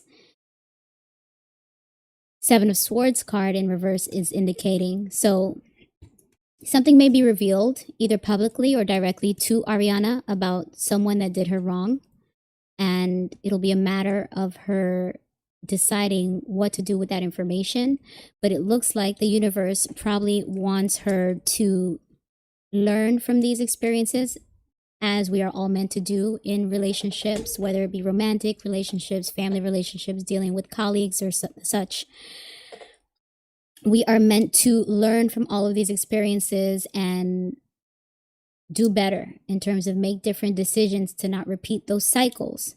So this painful ending that she may be experiencing with either someone that she's already with or someone that she recently ended it with or someone to come in her future, it's meant for her to kind of break this cycle of being so aggressive in the pursuit of the perfect love and learn to listen to the signs, release whatever's not for you. Don't put so much work into your relationships. Allow yourself to attract instead of being in pursuit of, as I mentioned before. And take things for what they are. When people show you who they are, believe them. When you hear that they're capable of doing this or that and they confess to you what they've done, or you come to learn of it through other ways, learn from that so you don't choose that same partner again, so that you can step into that stage of your life that's calmer, more peaceful, more stable, more family oriented, which seems to be one of her ultimate desires, along with celebrating the highs of her very successful career. And I'm surprised we didn't see anything about music, but I guess because I specifically asked about a love life reading, somehow I thought that maybe somehow in the future, or maybe that was a vision I had. I feel like something to do with her music will bring her to her person, but that could be something we explore in another reading. So this was the reading on Ariana Grande's love life. What do you guys think? Hopefully she gets this victory, right? This triumph, this success, and overcomes this hurdle to learn the lessons and step into all of the beautiful goals that she has for herself. All right, let's switch off into the next reading. It's time for the boys. Okay. So the next question I have here, someone wants to know, what's the motive behind Justin Bieber's new streaming career? Justin Bieber has started streaming, and he is someone that constantly captures headlines for doing nothing, for just showing up and being himself. And seems like maybe I'm in the minority, but oftentimes it feels like things are blown out of proportion. Like he'll be trying to just go to a restaurant or something, and the paparazzi will zoom into his face and say, oh, he looks so bad and he looks so unhappy. And, you know, that snowballs into speculation about his marriage and speculation about any self-harm he may be causing himself, or him being depressed. And while that seems to be a theme of things that we see in a lot of child stars, those are things that tend to follow them. I also feel a lot of it is exaggeration. Like sometimes it seems like, well, he's just chilling. He's just trying to go, he's trying to do normal stuff. And it's just that because you guys have aggressively pursued him in the public since he was a kid, you know, scrutinize all of his facial expressions and what's he doing, how's he going about it. It just seems like things are made a bigger deal than they really are. I don't know. I'm sorry to say it like this, but sometimes I see, you know, people are like, oh, look at how he's dancing. He's so out of control. And I'm like, to me, it just looks like white boy stuff, you know? Like, I don't know. It seems like him rocking out at the Coachella and, you know, looking sweaty and, you know, maybe doing recreational substances. Sorry to say, it's kind of seems like white boy stuff that I've seen, that kind of, you know, what we could say peers of Justin Bieber's, you know, style and culture seems kind of, unfortunately, it seems familiar. You know, I've seen other guys that look and act like Justin Bieber, and they seem to be managing themselves just fine. So I think things tend. All I'm saying is that it feels like things are often exaggerated and taken out of proportion when it comes to Justin Bieber because he's such a big star, and that must add to his internal struggles and pains just to be living a life that's so publicized and so scrutinized, and he can't just go out and enjoy a beer like in the picture that I had in the thumbnail for this stream without people kind of feeling like, wow, he's just so wild and out of control.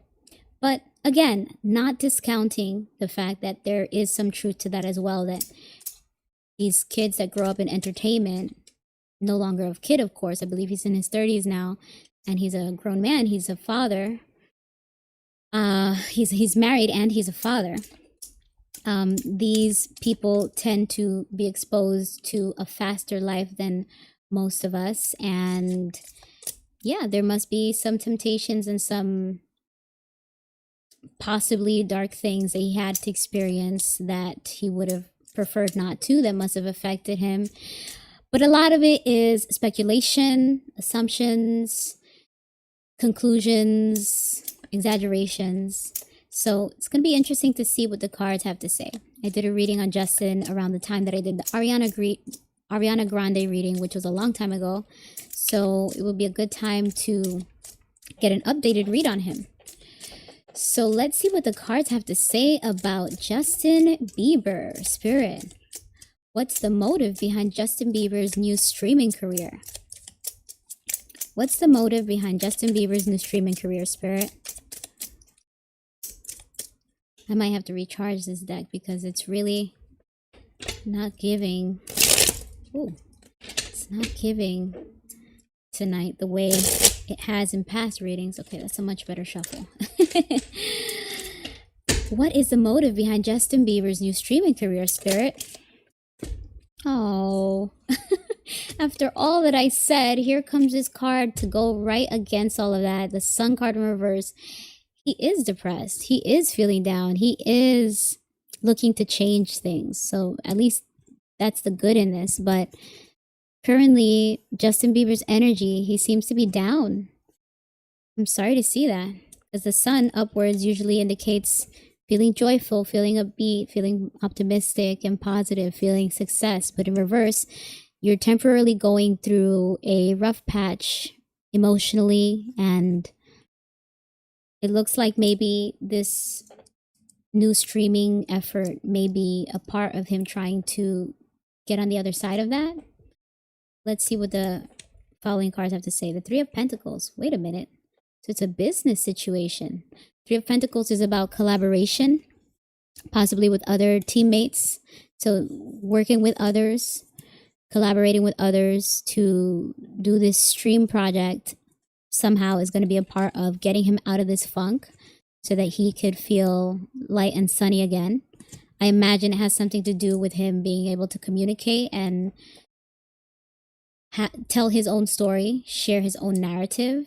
That's probably part of what has Justin Bieber feeling down, is that he probably feels like people have the wrong impression of him. So in order for him to turn that around, he's working with others in streaming to turn that narrative around. But also there may be some financial motivation. Since the Three of Pentacles, the Suit of Pentacles is about financials and material. Hello, Suspicious. Thank you. These are my Halloween nails. I wanted to do something dark but also glam. So that's what I did. Thank you. Thank you. I appreciate it. Okay, so we are in the middle of a reading on Justin Bieber. And the question was, what is the motive behind Justin Bieber's new streaming career? So far, it looks like he's trying to get out of a temporary down period emotionally. He may have been feeling depressed or down, and he's trying to collaborate and work with others to turn that narrative around, but also to get some financial gain out of it. There may be some financial motivation, because there may be some business motivation as well. The Emperor in reversed. Again, this indicates the rules, the norms, the structures and discipline of the business world. This could be an actual business, his industry, his managers. This could also be a father figure, but there's someone in a position of authority or in an agreement with Justin Bieber that may be putting pressure on him to recoup something financially, because again, we did get this Three of Pentacles. The Suit of Pentacles is having to do with money matters and material things. So he is trying to work through a lull, as they may say, or a tough period, and again, kill several birds with one stone through this new streaming venture. Yeah, whoa. This is reinforcing and echoing that idea that it is about the money with this Four of Pentacles in reverse. There's someone that's greedy. There's someone that's overspending. There is debt. So Justin Bieber may be in debt, and now he is venturing into this streaming career to recoup on that debt. But it looks like the debt may have something to do with some other business arrangements he already had, as well as with his own spending. There may have been something that he invested in, or some overspending habits that he may have. Or maybe he's just out of touch with his finances that didn't allow him to see that he was going underwater with something. But he is in a position that he's trying to get out of this financial pressure that has him feeling down, that has him possibly feeling depressed. And a reminder, all of these readings are for entertainment purposes only. No facts, no truth, just tarot. So continuing with this Justin Bieber reading, we now get the Two of Wands, indicating something did not go as planned. There was an outcome that was expected from some initiative that Justin Bieber may have taken that did not turn out as he wanted or expected. And that feels like it is, again, some business agreement or arrangement or some collaboration, some partnership that he did, possibly, that it did not pan out the way it was supposed to. And in the beginning of the stream, I mentioned that we're doing readings on a lot of the people that were once managed by Scooter Braun. Justin Bieber is one of them. So I was picking up on something to do with that in the Demi reading, and I'm wondering now if that is the same that we're seeing here in the Justin Bieber reading. Is there a deal that he did with him that did not go as planned, and now he's trying to recover and recoup from that financially, or a deal that he did with anyone in his business and industry? Something happened to where he's now on the hook for a lot of money. He's now in debt, and he's trying to get out of that, both financially and emotionally. So this streaming venture is likely a part of him trying something different to try to have an additional source of income to help resolve these things and get out of this sad space. Oh, wow. The Empress card. Is Hailey going to have another baby? The Empress card indicates fertility, abundance, the creative energy, self-esteem, feeling confident. Maybe Hailey might have another baby. He's currently married to Hailey Bieber. For those of you that are just joining the chat, we're doing a reading on Justin Bieber. And either they may want to expand and have another child, or maybe he wants to focus on his current child, and that's why he is trying to resolve the financials for the future of his baby. They only have one child, right? Or did I miss a few chapters? Do they have more than one?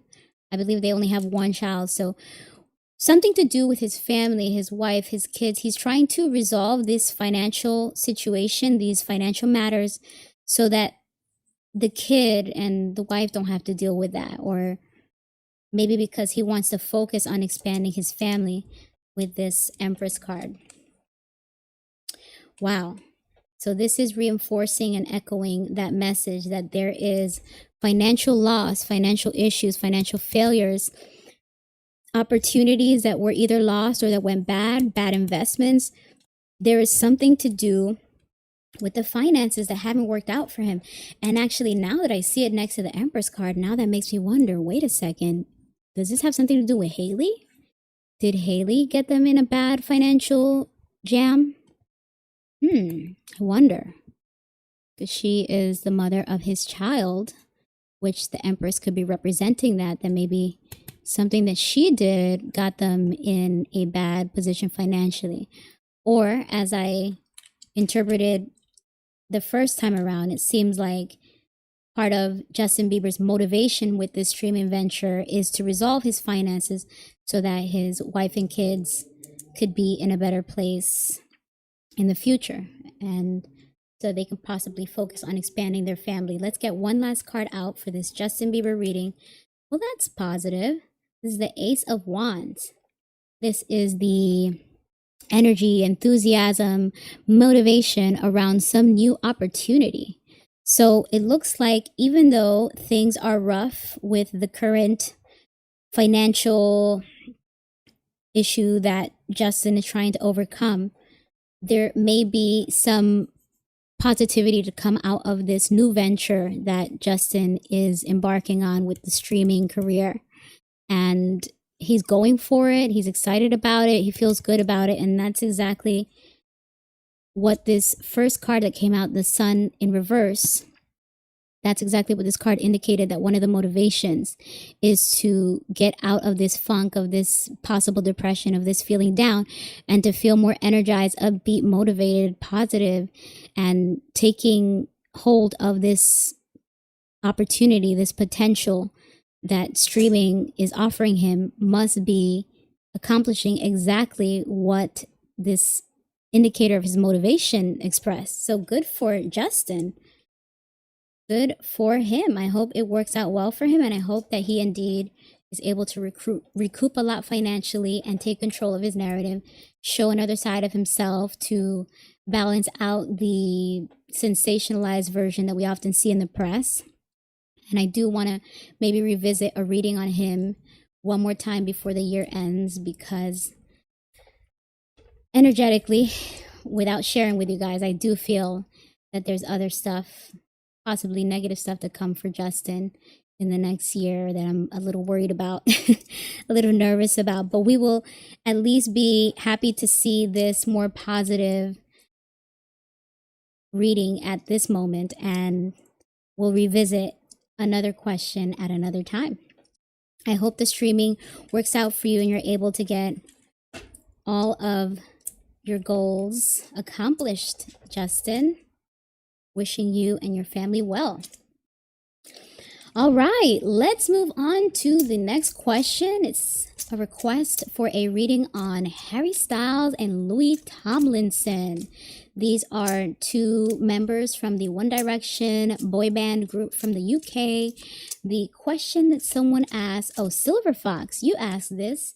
You said, what's the energy between them? Is there a possible reconnection? So let's see what the cards have to say about Harry Styles and Louis Tomlinson. Spirit, let me get a card for Harry. Actually, let me talk about them first, because as I talk about these public figures and celebrities that we usually do readings on, that's my version of meditating on their energy and trying to get a read on them through the cards, of course. So Harry Styles is a very flamboyant dresser and seems to be one of the more successful breakout solo artists from the One Direction boy group. That boy band was formed from the X Factor reality show over in the UK, which is similar to an American Idol, but I believe the difference is that one focuses on groups, not just solo acts. So they had a very successful boy band, this One Direction boy band, from about 2010 to 2016 is when they officially broke up, or they announced a hiatus. But they have not gotten back together since. It was a band of 5 guys. The first to leave was, what's his name? Gigi's baby daddy. I'm drawing a blank. Come on now. Come on. Oh, Zayn Malik. Zayn was the first to leave, and then the band officially announced their hiatus and disbandment the following year. They haven't gotten together since, but unfortunately, they did get together last year, November, for the tragic funeral of their bandmate Liam Payne, who passed away in a bizarre accident in Argentina, where he was found presumably having jumped off a balcony. But there's a lot of questions around the truth of that information because of how long it took for authorities and investigators to get involved and to share the information, and how strange it is that he's in Argentina and that he was alone, and other things around that case that unfortunately we may never really get the truth as to what happened. But it was very tragic for them to lose their bandmate Liam. They're all very young. They're all, I believe, under 40, so too young to be losing your bandmate and presumably a spiritual brother at one point, since they shared so much time and, you know, so many unique experiences being in a boy band together. So we did see a bittersweet reconnection or reunion amongst the remaining 4 bandmates when they all went to Liam Payne's funeral almost exactly a year ago, November 20th. And now, switching from Harry to Louis Tomlinson, Louis is due to go do it's not a residency, but he's supposed to perform at the Formula One Grand Prix in Las Vegas on November 20th, the same exact day that this time last year they were at their bandmate's funeral. So that must be a very bittersweet date, but Louis Tomlinson will be performing in Vegas on that date.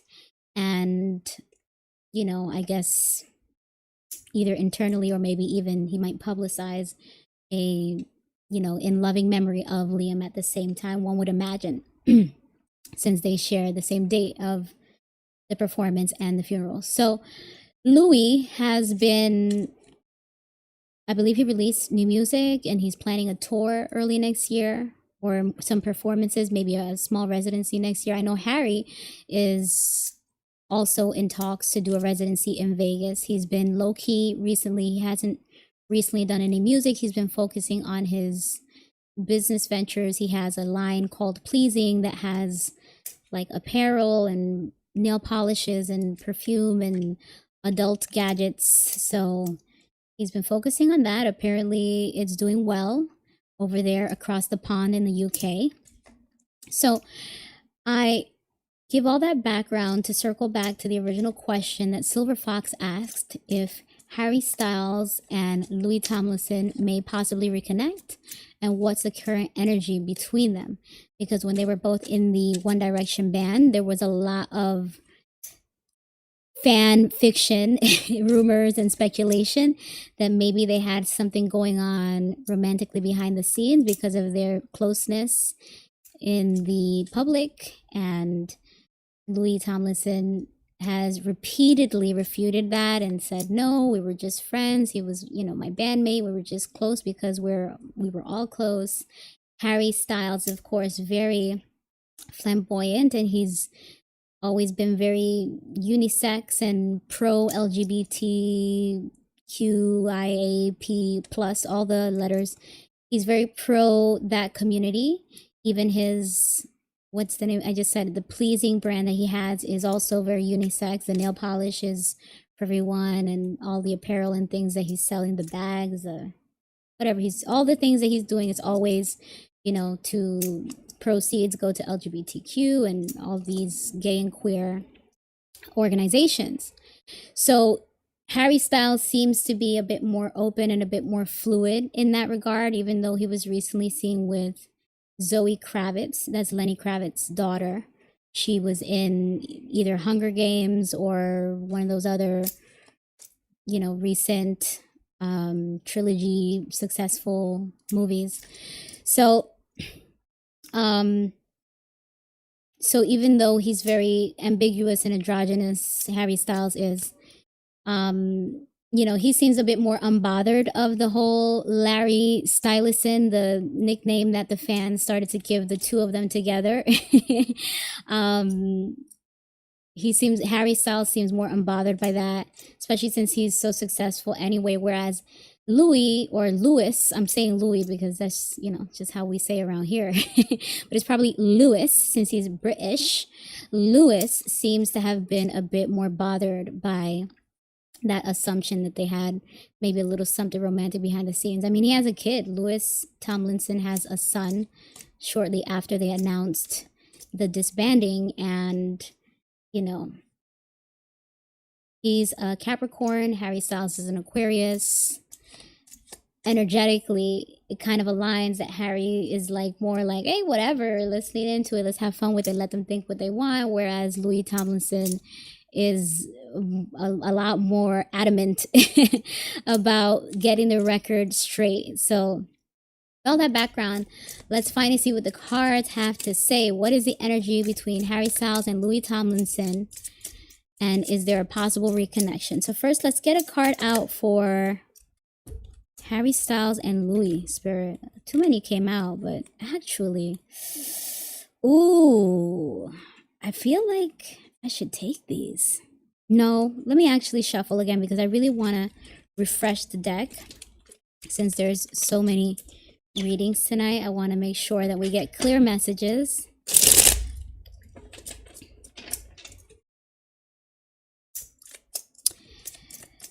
Spirit, let me get a card out for Harry Styles' energy towards Louis Tomlinson. Let me get a card out for Harry Styles' energy towards Louis Tomlinson. And let me get a card out for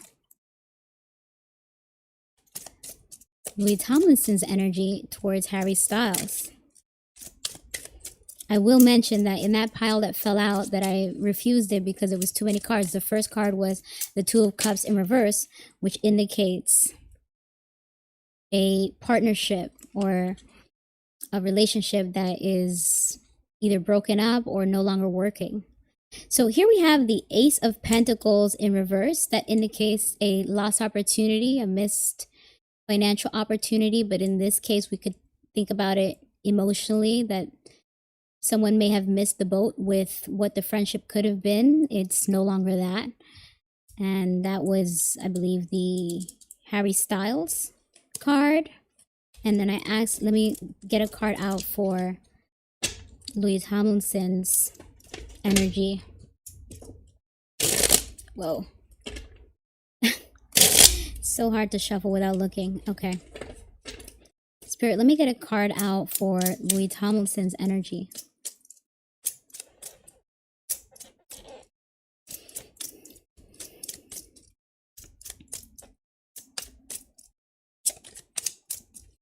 Let's get a card out that represents Louis Tomlinson's energy. Now, let me see. How did this come out? Like this?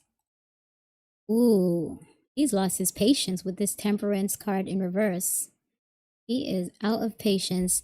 This Temperance card reverse indicates imbalanced. So there is something that he feels is not necessarily where he thinks it should be. So it could refer to the relationship. It could refer to the relationship since, again, this is supposed to represent the energy from Louis Tomlinson to Harry, and this is supposed to represent the energy from Harry to Louis Tomlinson. So Louis Tomlinson feels that there is some imbalance or something that is not as it seems in terms of his public image or what his feelings for Harry versus the public perception seems to very much bother him and disturb him, and is part of the imbalance because it's like from Louis to Harry, he feels like we had a brotherhood, we had a nice relationship because we were in a band, we were sharing all that space, but it doesn't match the level of closeness and importance that the public seems to perceive us to have. And for Harry, visually we can interpret, or yeah, this is the Harry Styles card. For Harry, we can interpret this to mean, well, while we're not getting money together, we're not really connected. Like he's not, it's neither here or there yet. I have nothing to do with Lewis while we're not working together, but it doesn't indicate conflict. It doesn't indicate that they're just like there was a falling out or there's a problem. No, it just indicates that Lewis is focused on, again, as I said earlier, setting the record straight to restore that balance of the truth versus public perception. And Harry Styles is unbothered if it has nothing to do with his coins and his money. So let's pull out a few more cards here to get a better understanding of the energy between Harry Styles and Louis Tomlinson.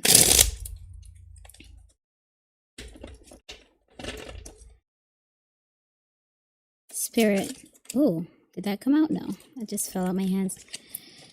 Spirit, let me get a few cards to clarify the energy between Harry Styles and Louis Tomlinson. Oh, fast changes with this 8 of Wands. We got fast changes. They are busy. Reasonably so, since, as I shared in the intro, Louis Tomlinson recently released music and he's preparing to go do some performances in Vegas and then I believe a tour or something early next year. So he's busy and Harry Styles is unbothered. Let's get a few more cards out. Actually, I won't shuffle again. Let's see. Oh, the past is the past and they're not trying to revisit that with the 6 of Cups reversed. They have both moved on, and while there's no hard feelings, whatever closeness they had is in the past. So they may not be as chummy and buddy-buddy these days as they were before. But again, I'm not seeing any cards to indicate a breakage or separation unless we consider that 2 of Cups that fell out at the top of that big pile earlier on that I rejected. But it's still something worth keeping in mind. Okay, wow, the truth.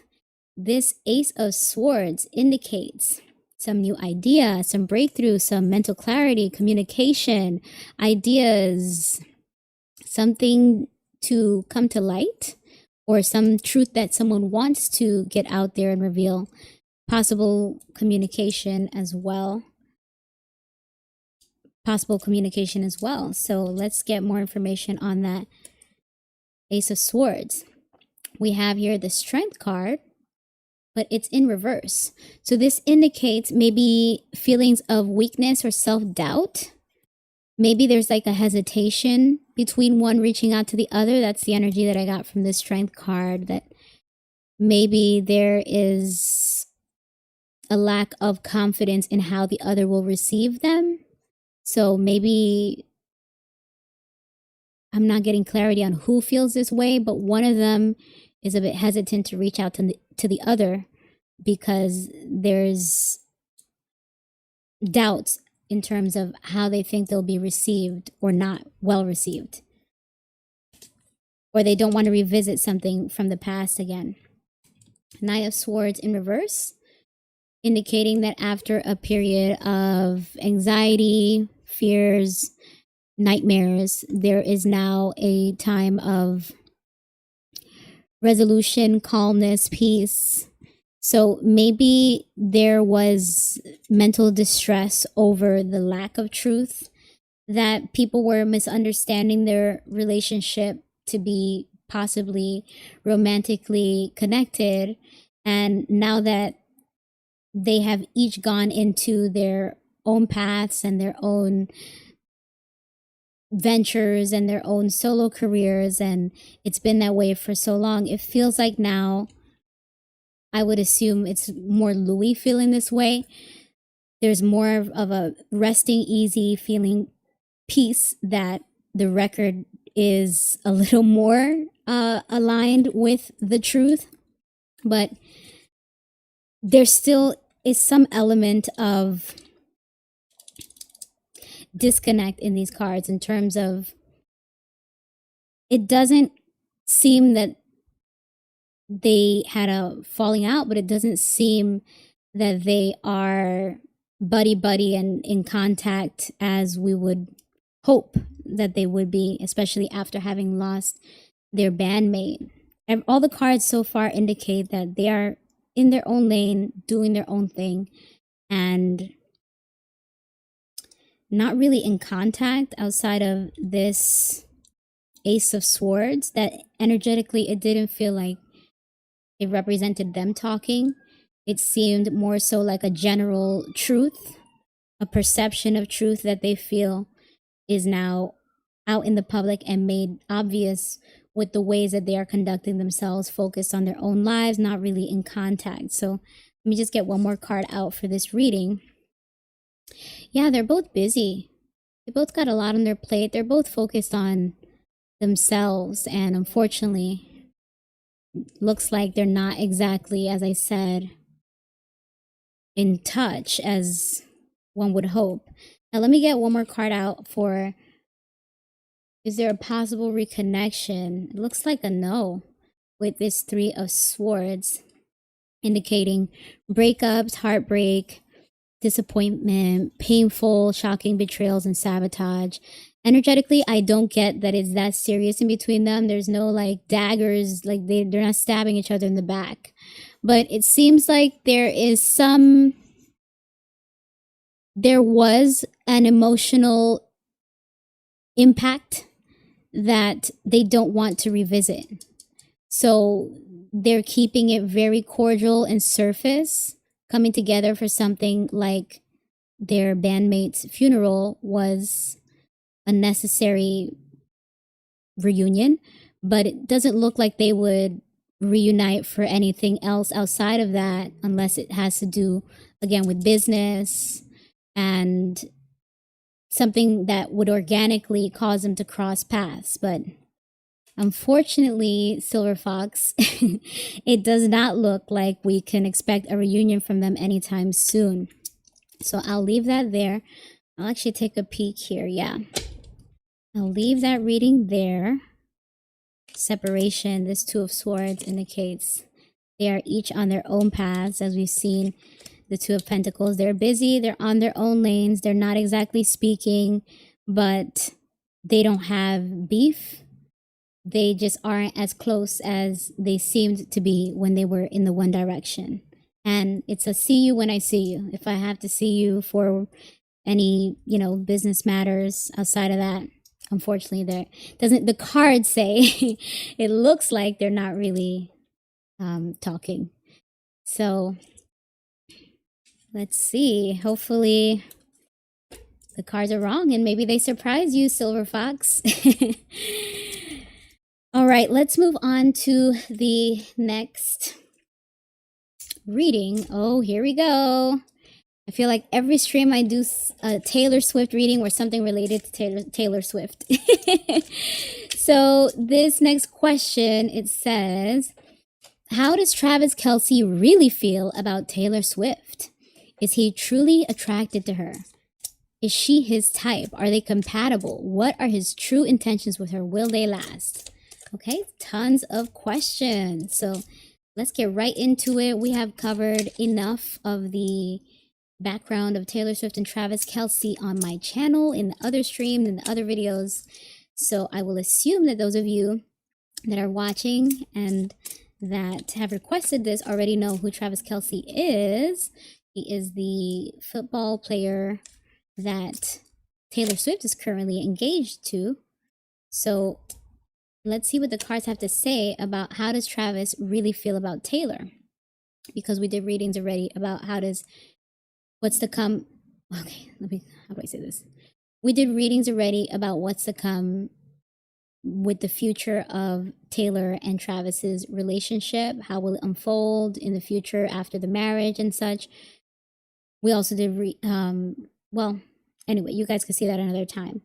But yeah, now that we are switching it, let's see if the cards say anything different in terms of, instead of looking at their relationship in general, how does Travis feel about Taylor? Because there's been so many whispers about Travis Kelce's exes that it will be interesting to get down to the bottom of how does he really feel?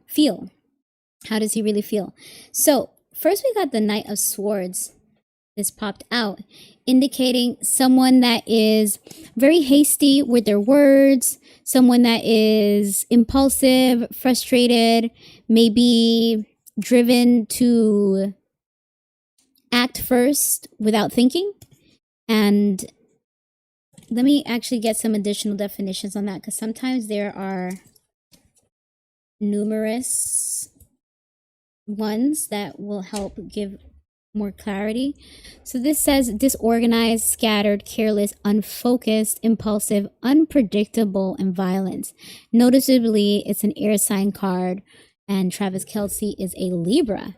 So maybe he is, I hope that's not true, but the careless and the unpredictable stood out to me on this card.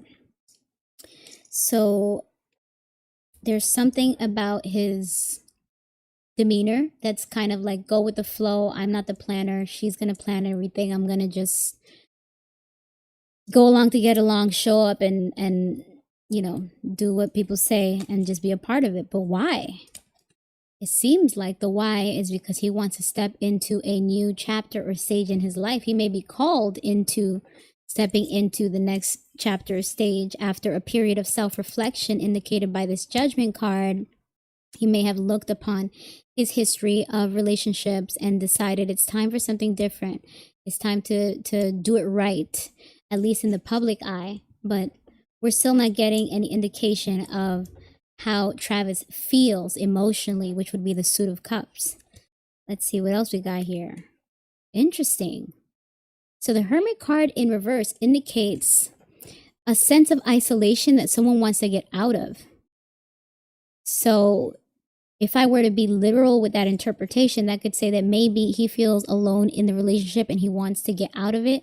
But putting that in a bigger context, it could just mean that he doesn't want to just be with one person at this time. He might want to be more gregarious, more social, explore his options. But if that's the case and you're engaged, it seems that those are two different lifestyles, buddy. You're gonna have to choose.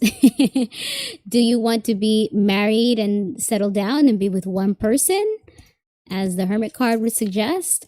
Or do you still want to be for the streets, as the reversal of that card would suggest? Do you still want to be outside and exploring your options?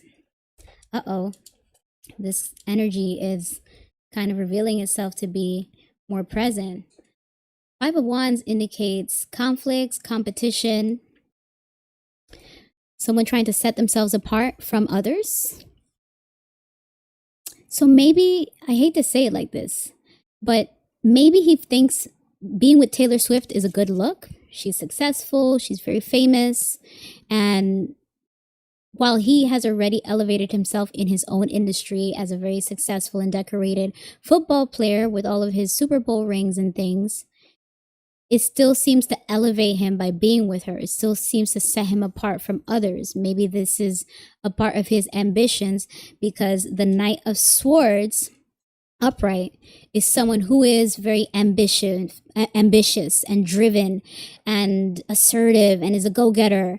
And part of his ambitions may be that he feels like, well, yes, I've already maxed out in being successful in my career, but how do I elevate my own personal brand and status? By aligning yourself with someone as famous as Taylor Swift. I hope it's not true. Again, this is all for entertainment purposes only. No facts, no truth. Just tarot. I'm just reading the cards. Okay. Ooh, the Five of Pentacles reversed. This indicates that after a period of struggle or hardships in either finances or health, someone is now in a place of recovery and improvement in finances or health after having gotten help from someone. So is this possibly one of the motives of why he aligned himself with Taylor Swift? He wanted to be with someone with coins. He wanted to be with someone that is safe. I'm going to take the health and reinterpret that into someone that's perhaps not as chaotic and conflictive as some of his past relationships. I'm assuming. I don't know anyone else he was with. I am just reading the cards, but maybe he feels that there is less conflict and more peace and safety with Taylor Swift. And again, he feels like this is the natural next step in his life. So he's proceeding with that, even if it's not necessarily where he wants to be in his life energetically. Like, it seems like he still has the desire to be fun and socialize and possibly even date around, but he understands that it's important to align himself with someone like Taylor at this stage in his life to reach his goals. And he likes the fact that she has more money than his past relationships, or how would you say that? She has more money and is more safe or more peaceful, more mental health. Again, just trying to draw from this Five of Pentacles reverse card. He likes that she is something different than what he's had before. And she, at the very least, is a part of the plan that he has to get his brand and his ambitions to the next level. Okay, and that is not going to work out well for someone with this Five of Cups. This indicates a sense of loss, grief, depression, disappointment, maybe even abandonment. And I think we even saw this in the first reading that I did on Taylor and Travis. But at the time, it seemed like it was representing Taylor. So I wonder if that is the case again, if Taylor may lose and be disappointed when she sees that this doesn't really turn out the way that she thought it would. This relationship may not exactly end up as she would have hoped or expected. Because again, this angst or desire to get out and shake one's shoulders, so to speak, to be in these streets, to still explore your options, to not just be single and, you know, just with one person. You still want to get out there and mingle. It seems like once this is accomplished, once he gets this level up that he may be seeking by aligning himself with her, that there may be a revelation that will be very disappointing to someone in that relationship, that I would assume is Taylor. But let's continue with this reading and see what the rest of the cards say. Ooh, not a good card to see in a relationship reading, the Two of Cups.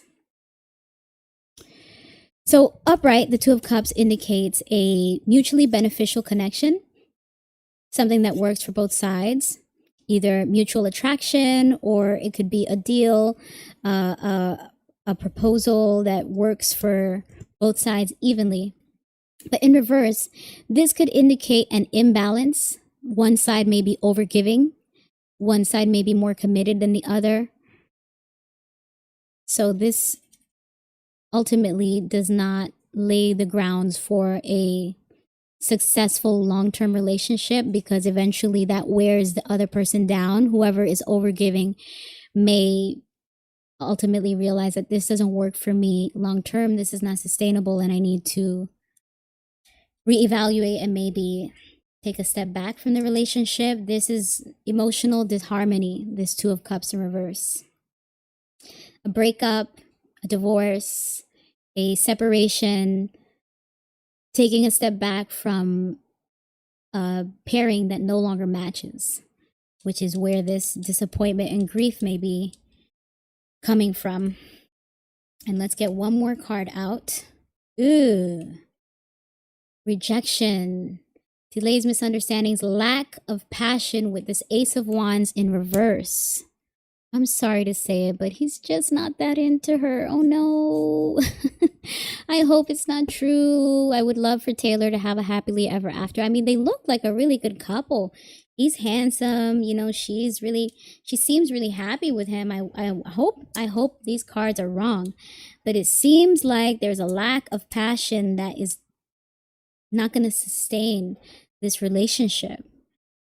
And because we're reading from the perspective of how does Travis feel about her, it seems like he's going into this already knowing that he's not that into her, but he's trying to gain these benefits. And unfortunately, it will be Taylor dealing with the grief, the loss, the disappointment, and the imbalance when she realizes that he's really for the streets. He really wants to be outside, and he was just trying to level up into this next stage of his life that he felt like he was supposed to be in because of his ambition and his drive that drives him to actually be a little unpredictable. And I'm sad to see that. I hope it's not true. But we will leave that there. You Swifties, jump in the comments and let me know your thoughts as you always do, while we move on to the next reading. Okay. So now we have a reading on Michael B. Jordan, specifically his love life. Michael B. Jordan is a handsome actor in big movies like the Wakanda Black Panther movie. And he's also been in the Creed series, which is a boxing movie. And most recently, he's been in a movie called The Sinners, which people were very opinionated about it. Favorably, it seems like. I didn't watch it, but I saw a lot of commentary flying around about The Sinners movie online earlier this year. I think it was like a thriller or a scary movie, and it caused a lot of thought-provoking conversation about letting in what you're not supposed to welcome into your life. I think the symbolism was vampires, but it was supposed to represent all of the bad influences that may try to interfere with someone's life. The idea was like you were supposed to allow it in. If you don't allow it in, then it can't come and ruin your life. So that was my understanding as someone that didn't watch the movie but saw a lot of the commentary. So Michael B. Jordan tends to be in really popular or heavily discussed movies like the Black Panther Wakanda for Life. That one I saw. I love that series. The others I haven't seen, but his body for Creed looked great. And more famously, he's known for having once dated the beautiful Lori Harvey, who then moved on to another handsome bachelor named Damon Idris, another actor, but he's British. I covered both of them in my last stream in the intro that I did. That was a game that we played, the Who'd You Rather game. And I showed both of their pictures and everyone put their votes in. Two very handsome men, but also two different careers. So the question was around Michael B. Jordan's love life, because we haven't seen him with anyone since Lori Harvey. Although we've seen Lori Harvey move on with Damson, as I said, they broke up, but now recently they were seen together again. And many wonder, well, what's going on with MBJ, Michael B. Jordan? He recently was seen on I don't know if it's recent. I recently saw a clip where he was doing a podcast or some interview where, hi, Lily, welcome. We are about to start a reading on Michael B. Jordan. And then I have something here on Chris Evans. And then I might wrap it up. So you want a personal reading? I would love to read for you. I'm going to do a personal live stream either tonight, if I still have any energy after I finish here. I've been on for a couple hours, or tomorrow night. So subscribe or follow so that you can be notified for my next stream. I will be taking all personal questions. I would love to lend some guidance or messaging for you. Thank you. Thank you. Yes, keep in touch. All right, so back to this Michael B. Jordan reading. We haven't seen him with... Thank you for the heart. Thank you. I gotta put it here too. Thank you. All right, so Michael B. Jordan. I got distracted there. Let me remember. How much did I tell you guys already? I know that I was introing him for a while. As I told you guys in one of the earlier readings, this is not just me spewing information that you guys already know. It's also a way for me to connect with the energy of whoever I'm about to do a reading with. So that's why sometimes I repeat stuff that many of you already know, because not only do some people not know, since I do a mix of many different celebrities that not everyone follows, but also it's me just trying to tap in and get a clearer read on their energy. So apologies if I repeat anything, but there's a method to the madness. So I was last saying that Michael B. Jordan, as handsome and successful as he is, has not been seen with anyone since Lori Harvey, and that's where I left off. I was saying that I saw a clip of him in a podcast or a interview. I saw a clip of him on a podcast or an interview where he was saying that it's a little daunting, the date, because there's additional pressure being a public figure where it's more difficult to find someone that you can trust to share with that kind of lifestyle.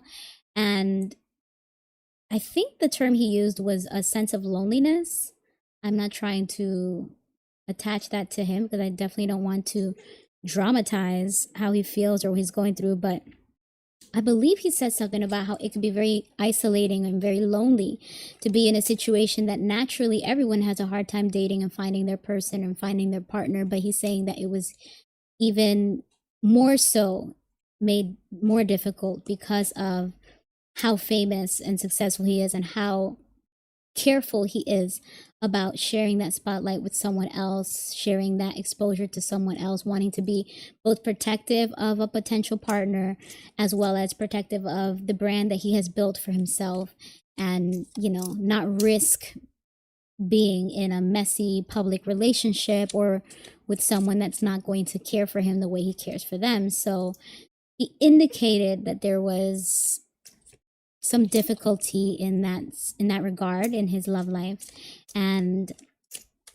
it will be interesting to see what the cards say after all of that background. So, Spirit, what can you tell me about Michael B. Jordan's love life?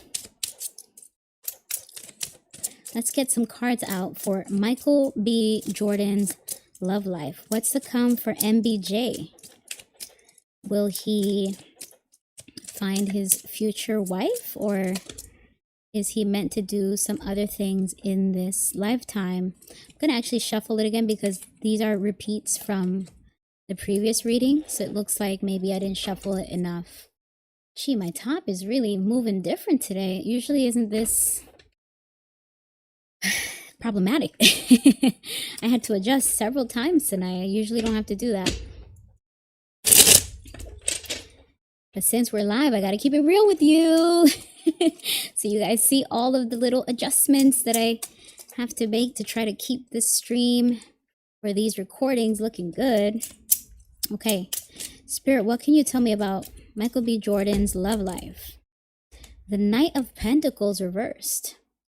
So upright, this would indicate someone who is very reliable, methodical, conservative, stable, secure.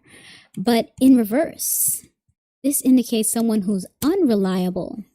Let me get some more keywords for that one because I'm kind of drawing blanks and I would rather just get to the point. Yeah, look at that. First word, unreliable, bored.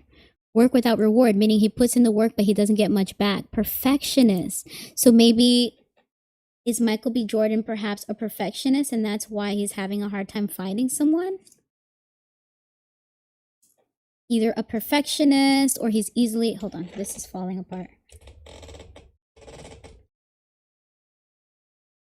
Yeah, let me repeat that. So maybe is Michael B. Jordan a perfectionist and that's why he has a hard time finding someone to meet his standards and preferences? Or maybe he puts so much into a relationship that he doesn't feel what he gets back is rewarding or has been rewarding enough in the past?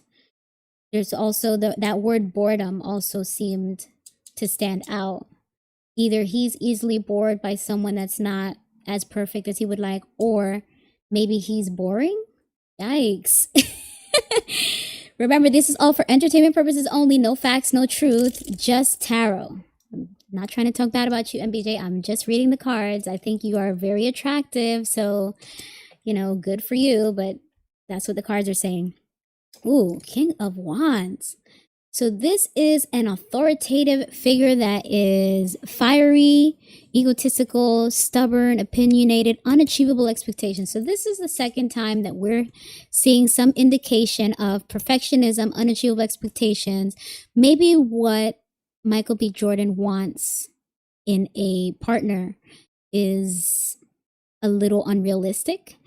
Maybe that perfectionism that he is pursuing, or the high standards that he has for a woman, maybe part of what's contributing to him being single at this time based off of these cards. And maybe also he may have a short temper. He may be very judgy with, again, the alternative meanings of this card being stubborn, being opinionated. Maybe he scrutinizes things about a woman that are part of him looking for the perfection that prevents him from finding a partner. It's probably like the superficial things are keeping him stuck in this, oh no, she's not going to work, throw her out, next, instead of making it work with someone that has some redeemable qualities in a more realistic way. So thus far, the cards are indicating that it's a problem with him. Sorry to say.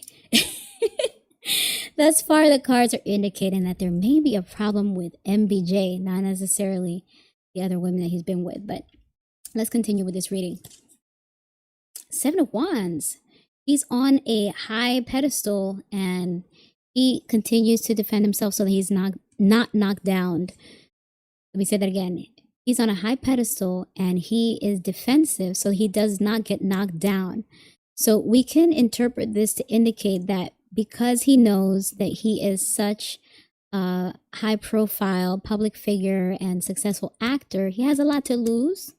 And there may be a lot of people or women, potential romantic interests, that may be looking to take advantage of that, to ride his wave in terms of getting with him because of the prestige, because of how aligning themselves with him may elevate them. And he does not want to elevate someone. He wants someone that's already on his level. Look at this girl on his leg.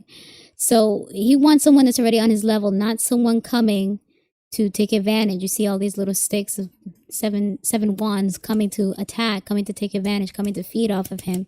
He would like someone on his level, and there's nothing wrong with that, but maybe the perception he has of his level is a bit higher than reality, which is what's causing these unachievable expectations and perfectionism. And especially if there's any truth to him being boring, you're not going to attract someone that is so well-rounded and exciting and all of these things, along with being on the same level you are in your career and in your finances and meeting you everywhere that you are. Hi, let me see if I can say this right. Abik Krish Nat. Hi, Abhi Krishna. Welcome. I'm in the middle of a reading for Michael B. Jordan, and you are welcome to ask any questions related to celebrities or pop culture, because tonight this stream is dedicated to my celebrity readings.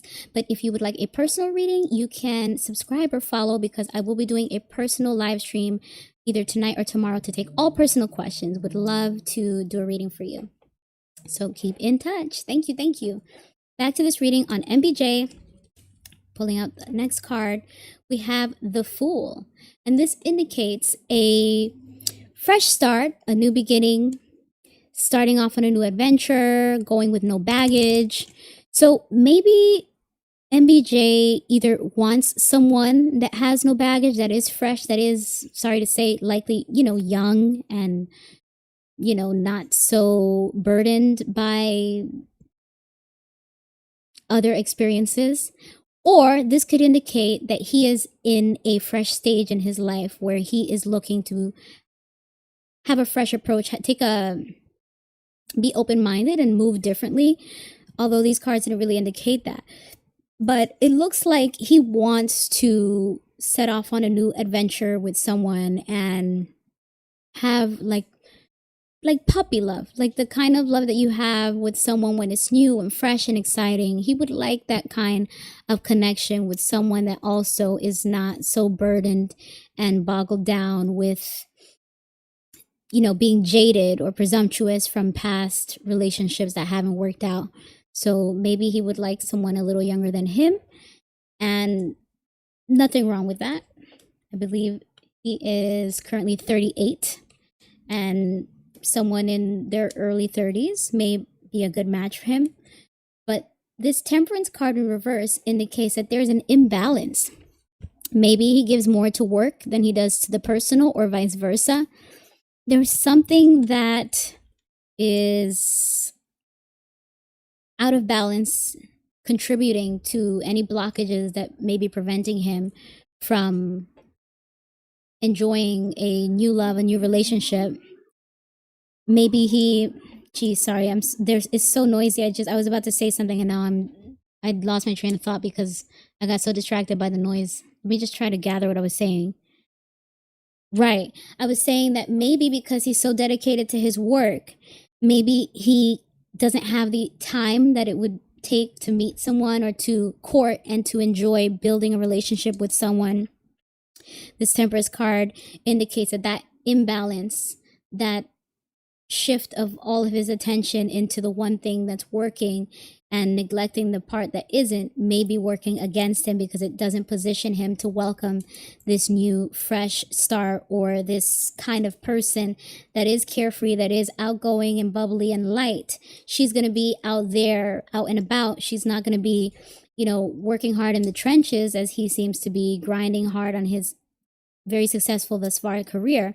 So he's dedicated to one thing that is not putting him in line for the other thing that he wants, which is work versus love life, personal life. Ooh, the Page of Pentacles. This indicates someone young and greedy, or someone that's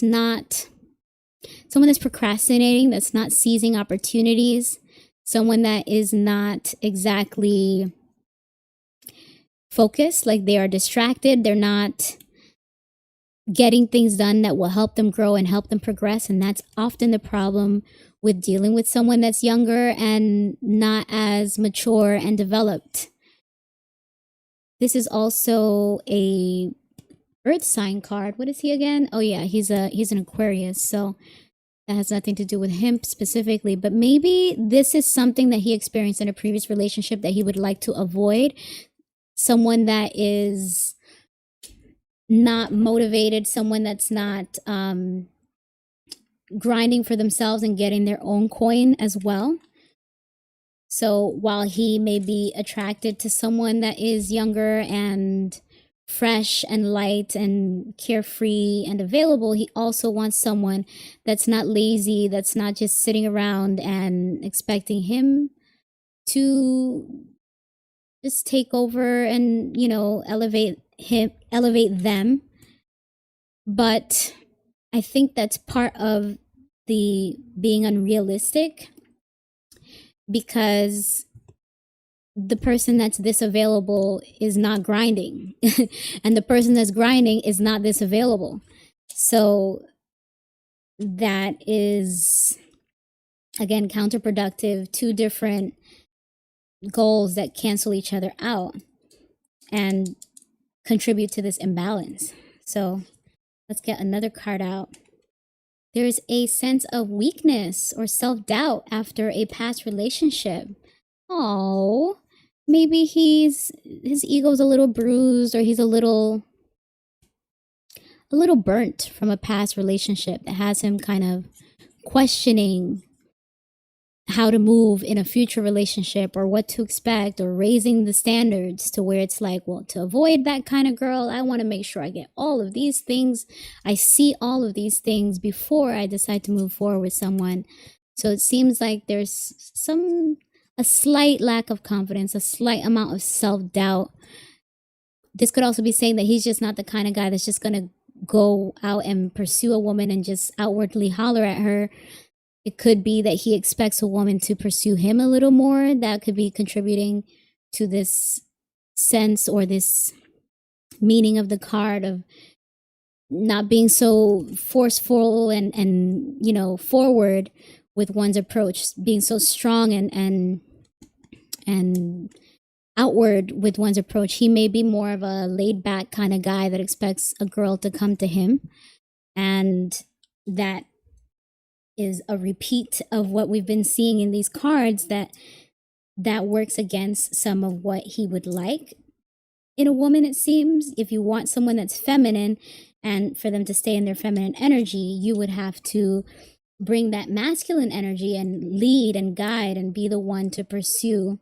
But because he was burned from a past relationship, he's probably a bit more hesitant to approach.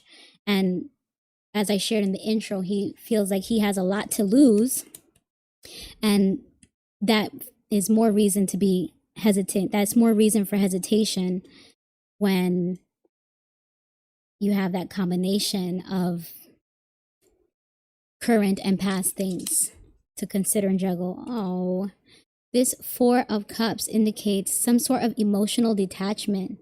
So he may be at a stage where he's decided, you know what? I'm just letting the noise go by. He may be at a stage where he's decided, you know what? I'm going to let this priority fall to the wayside. Maybe I don't need a relationship that bad, you know? Maybe it's not all that it's cracked up to be. He may have demotivated himself. He may have convinced himself that he doesn't need a relationship. He could do without a relationship because of how sad it is to go without that emotional fulfillment for so long, and then whatever the universe does offer you, you're not really feeling it, you're not interested in it. Another one that doesn't work out, another one that doesn't meet my standards, another one that is probably after me just for the fame, the money, the elevation that I could offer her.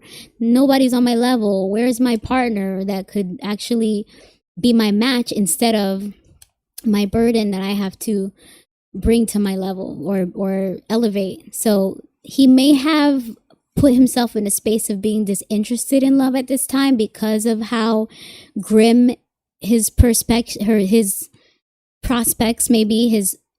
How would I say that? His perspective on love at this time may be a bit jaded and a bit disappointed. He's very disappointed and discouraged. That's what I was looking for. Seems like he's discouraged, and so he's put himself in a place of apathy, to not be emotional at this time, to not be pursuing love, as we saw in this strength card reversed, and to convince himself that he could do without a relationship at this time, because I guess that is the way that he's coping with not finding someone that meets his high standards. So that's a little sad because, again, from the outside looking in, it seems like he's a handsome, successful, you know, young man that has a lot to offer. But behind the scenes, it seems like there's still some work that he has to do on himself and the structure of his life in order to make room for love. And especially starting fresh in his mind, so that he could believe in love again in order to welcome it, because at this time it seems like he's so burned that he is not even entertaining options. He's so discouraged and turned off that he's just detached, apathetic, bored. Second time we're getting bored in these cards. Four of Cups and that first card, the Knight of Pentacles, both indicate either he's bored with his options or he himself may be a very boring guy. So hopefully things turn around for you, MBJ, after you do the work, and it would be very nice to see you with a beautiful love interest in the future. So we will leave that there. What are your thoughts? Who is in the chat? Let me take a moment to catch up with you guys. Where are you all watching from? Shout out your city. Shout out your state, shout out your country, shout out your province, drop your flags. Let me know where you're watching from. Gee, I gotta go chill because I can't even get through a shuffle tonight. Every shuffle has been very challenged for me tonight. So this deck needs a break. Or it might be the nails too. One more time. Okay, that was better. No, it wasn't. One more time. Okay.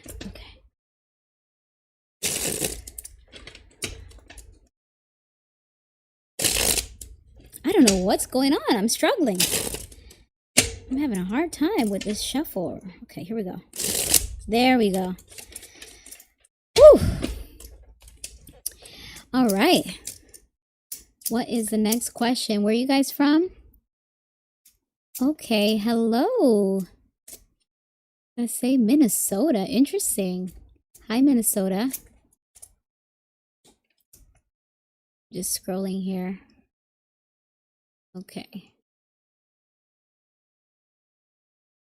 Hi, Portland. Thanks for joining me. Toronto. Hi. Go Maple Leafs. Hello, Houston, Texas. Hi, Jasmine Robbins. Thanks for joining. We're just wrapping up this CelebriTEA tarot reading live stream session. Then I will recover my energy and do some personal readings either later tonight or tomorrow. Who else is there? Any internationals? Last time we had someone from, I believe it was Sweden. That took me by surprise. Hello. Welcome. Dubai. Wow. Hello, Dubai. Well, it says Emirates. UAE. Hello, UAE. Shukran. Alaikum. I hope I'm saying that right. Salam alaikum. Thank you. Welcome. All right, so let's transition into the next, and I believe this is the last reading of the night. Wow, I did a lot of readings for you guys today, so I made up for the delay since I couldn't read for you yesterday from all of the noise and the partying that was happening around me. But we definitely got through everything that I listed in the stream that I planned for the stream today. So I hope that you guys will enjoy this stream when you watch the playback or when I finally get some time to catch up with preparing all of the clips for you all. Now, the last thing that I have here on the list is from My Weird Mind, who requested a general reading on Chris Evans. Chris Evans is an actor. He was Captain America in the Avengers series. I think that is Marvel, because, you know, there's Marvel, there's DC. For those of you that are not familiar with the comic book world, the Marvel movies have, is X-Men Marvel, or are they DC? Anyway, I think DC is like Wonder Woman, Superman, and then I think Batman and them are Marvel, but I don't know, I forget. I know Captain America is Marvel. You guys can correct me if I'm wrong. Let's learn together. Anyhow, he was Captain America, and My Weird Mind would like to know what's happening with Chris Evans in his love life and his career. So let's see what the cards say about Chris Evans. Wow. 2 cards just flew out here. A baby. Look at that. We got the Empress card right away. So either he's expecting a child, or he may have recently had a child. He may be wanting a child, since that is the first card that flew out. I don't know if you guys saw how much force that card popped out with, but it was one of the more energized cards of the night. So interesting. Then we have the Chariot card, and that indicates a sense of willpower, determination, a go-getter energy. Someone's very focused, someone's taking control. So maybe Chris Evans is taking control of either his personal life or his career at this time, so that he can focus on doing things that he wants to do. Maybe in the past he has taken on jobs, gigs, roles that he felt he had to do. So maybe he's now in a space in his career where he has more control over his schedule and can set his priorities accordingly to maybe prioritize his personal life, his family life. That's nice. Ooh, we got the King of Wands in reverse again. We saw this in the previous reading on Michael B. Jordan. So this indicates an authority or a a male figure that is in a leadership position that may be very stubborn, very opinionated, very impulsive, and have very high expectations or unachievable expectations. So I wonder what that means for him, if that is a character flaw in him that he needs to improve upon, or maybe this is someone in his life, someone in his management or in his business partnerships that may have made things difficult for him at some point, which is why he is happy to have control over his schedule now to do things the way he wanted, or this might be someone that he's about to deal with. Let's get more clarification on that card. Two of Pentacles, juggling two or more things of value at this time. This may be a busy time for him again, or he may be contemplating and weighing the importance of two or more things. Usually this card indicates that you're balancing the importance of personal life versus work life versus new projects you want to take on versus relationships you want to nurture and, reinforce. There's usually several things of value that one is juggling and trying to keep it all afloat. And it's about being very organized and keeping good priorities. So while he is perhaps family focused at this time, he probably doesn't want to drop the ball on any potential work opportunities. And that is the story of everyone's life, I guess, right? We want to have it all, meaning we want to have our cake and eat it too, have a great career where you're doing all of the things and getting all of the coins, but you also want to make sure that you're taking care of home, so to speak. So he's either recently engaged or recently married, and he's probably trying to make sure that he's as much of a present husband as he is a present actor and whatever other commitments he dedicates himself to. The warning of this card is to not spread yourself too thin, not to not take on too many commitments. So because we saw this come after the King of Wands, maybe there's someone that is encouraging him to lean one way more than the other, or maybe trying to keep all things in the air, maybe part of that unachievable expectations. Let's see what the following cards have to say. So we have the Five of Wands, some sort of conflict or competition. So his career ambitions may be that he wants to stay distinguished from others. He probably wants to make sure that he gets those roles like Captain America and doesn't get passed over for someone else. So he wants to stay competitive. He wants to stay one of the first names that will be picked out of the actor's hat for those kinds of projects, while also, again, prioritizing personal life. This could also be that someone behind the scenes is trying to compete with him for roles, or trying to compete with him to take some position, some gig that he might be up for. Oh, interesting. The Knight of Pentacles. Someone might be offering him a role, but they might snatch it away. This person's unreliable, and there's an element of being unorganized in this Knight of Pentacles reverse, which we just talked about, the importance of remaining organized in the Two of Pentacles. So there may be someone looking to inject a bit of chaos in his life, or not someone, it could be a requirement that he might have to take on more of a hectic schedule than he would like to at this time in order to remain competitive, considering that the earlier cards indicated he wants to focus on personal life and having a baby, or if he already has a baby, enjoying slower, calmer, peaceful time with that baby. He might have to give that up and cut that short in order to get out there and protect his role or protect his potential gigs and assignments so that it's not given away to someone else. The money may be on the line that he might have to get up, get out, and get it going. Oh, yikes. The Lover's card in reverse. So either his relationship might be challenged by this, by having to reprioritize his career more than his personal family life, or this could indicate that he may have made a choice that hasn't gone in his favor. Something may be blowing up in his face. Like he may have overcommitted himself to something that now is not working out as he would have liked, as he would have expected, as he would have preferred. And it is the kind of choice that would really uproot someone's life. It's like lifelong choices. Like if you decided to move somewhere, or if you decided to be in a certain long-term, what do you call it?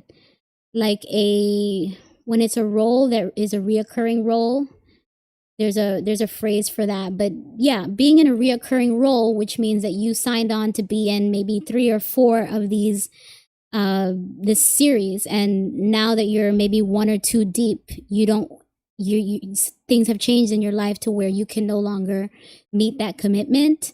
So there's something there, like a past commitment, a past choice that he's made, that is strongly contrasting his life in a negative way. And so it looks like there's something that he's going to have to drop. There's something that he's going to have to release, to take off his plate in order for him to focus on the things that he truly wants to focus on, despite the potential financial loss and potentially being passed over for someone else. That's usually what the Lover's card in reverse indicates. You're going to have to make a sacrifice in order to make that bad choice right. But it looks like he will accomplish it with this Justice card upright. So whether he was done dirty by someone else, or he himself may have made the wrong choice, things will be made right. Things will be brought back to balance, and he will be able to accomplish his goals of prioritizing his personal life while still finding lucrative, good roles at a time when he needs it. That time may not be now, but this Justice card indicates that balance and righteousness will be restored after he lets go of whatever bad commitments he had lingering. So I would say that's pretty positive for Chris Evans. I wish you well on that, Chris, and I hope that you get to enjoy your personal life, your family life with your wife and your kid, if you have one already, or the baby in your future. So congrats on that. All right. So I think that's all I had. I had one more question here. It's actually a wild card question. I think I'll slip it in because I won't be doing CelebriTEA streams for a while, so I might as well just do this question. It says, this is not a celebrity, but it is a public figure. The question here, it says, will AOC run for president?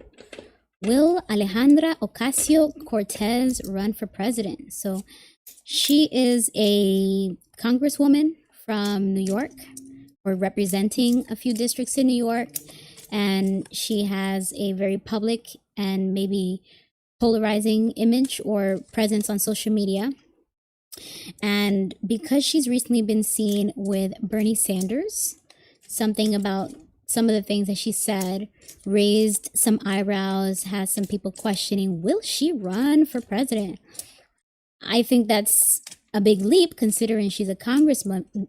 I thought that one would have to go through the Senate and, or have a bit more experience, and she is rather young. I thought there was a protocol, like a process for someone to work their way up to run for president. But then you look at who's the POTUS right now. You need nothing. You need nothing but to be convincing in order to be the president of the United States. So as I'm shuffling, this star card in reverse popped out.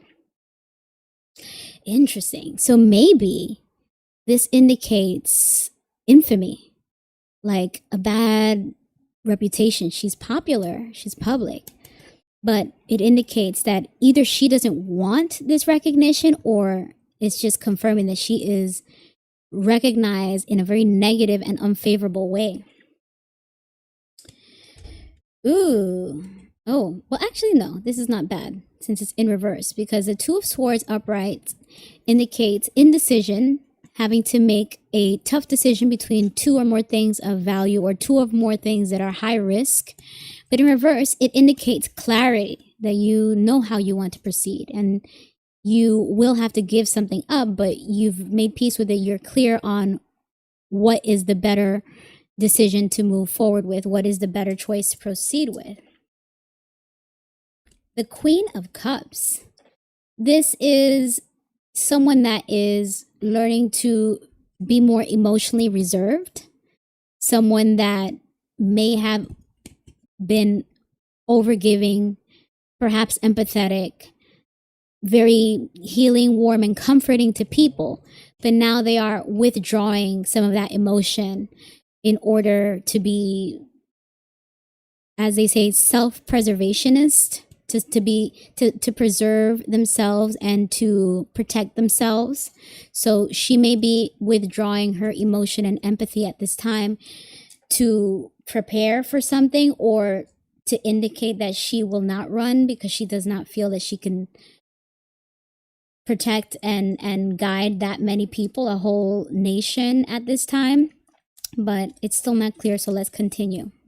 The Hierophant reversed.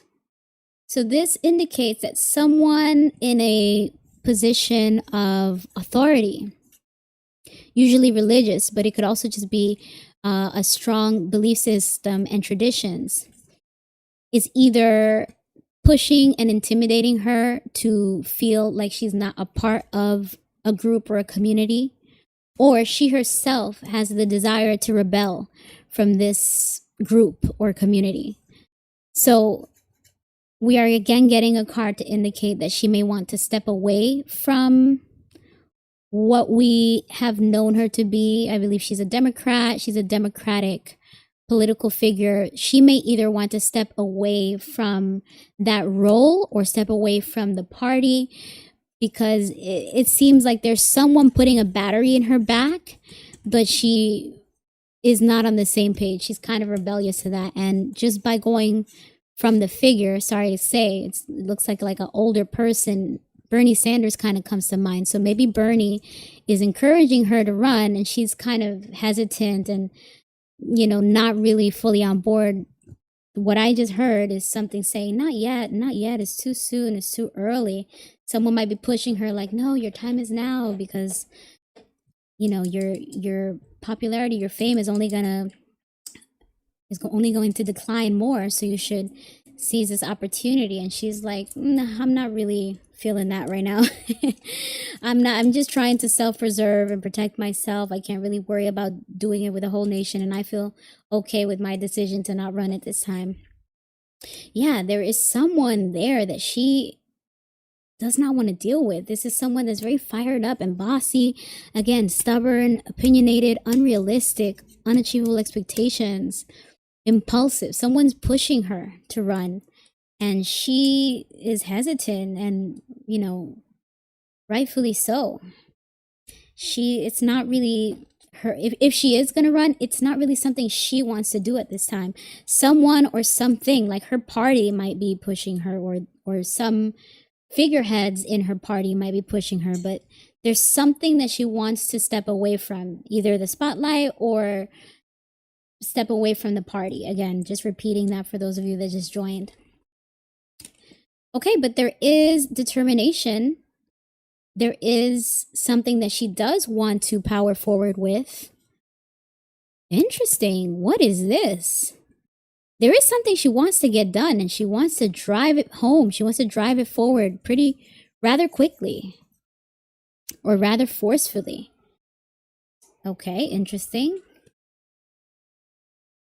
Maybe she wants to give birth to a new idea or a new party. What? Does she want to start a new party? The Empress card indicates abundance, nature, fertility, creativity, self-confidence.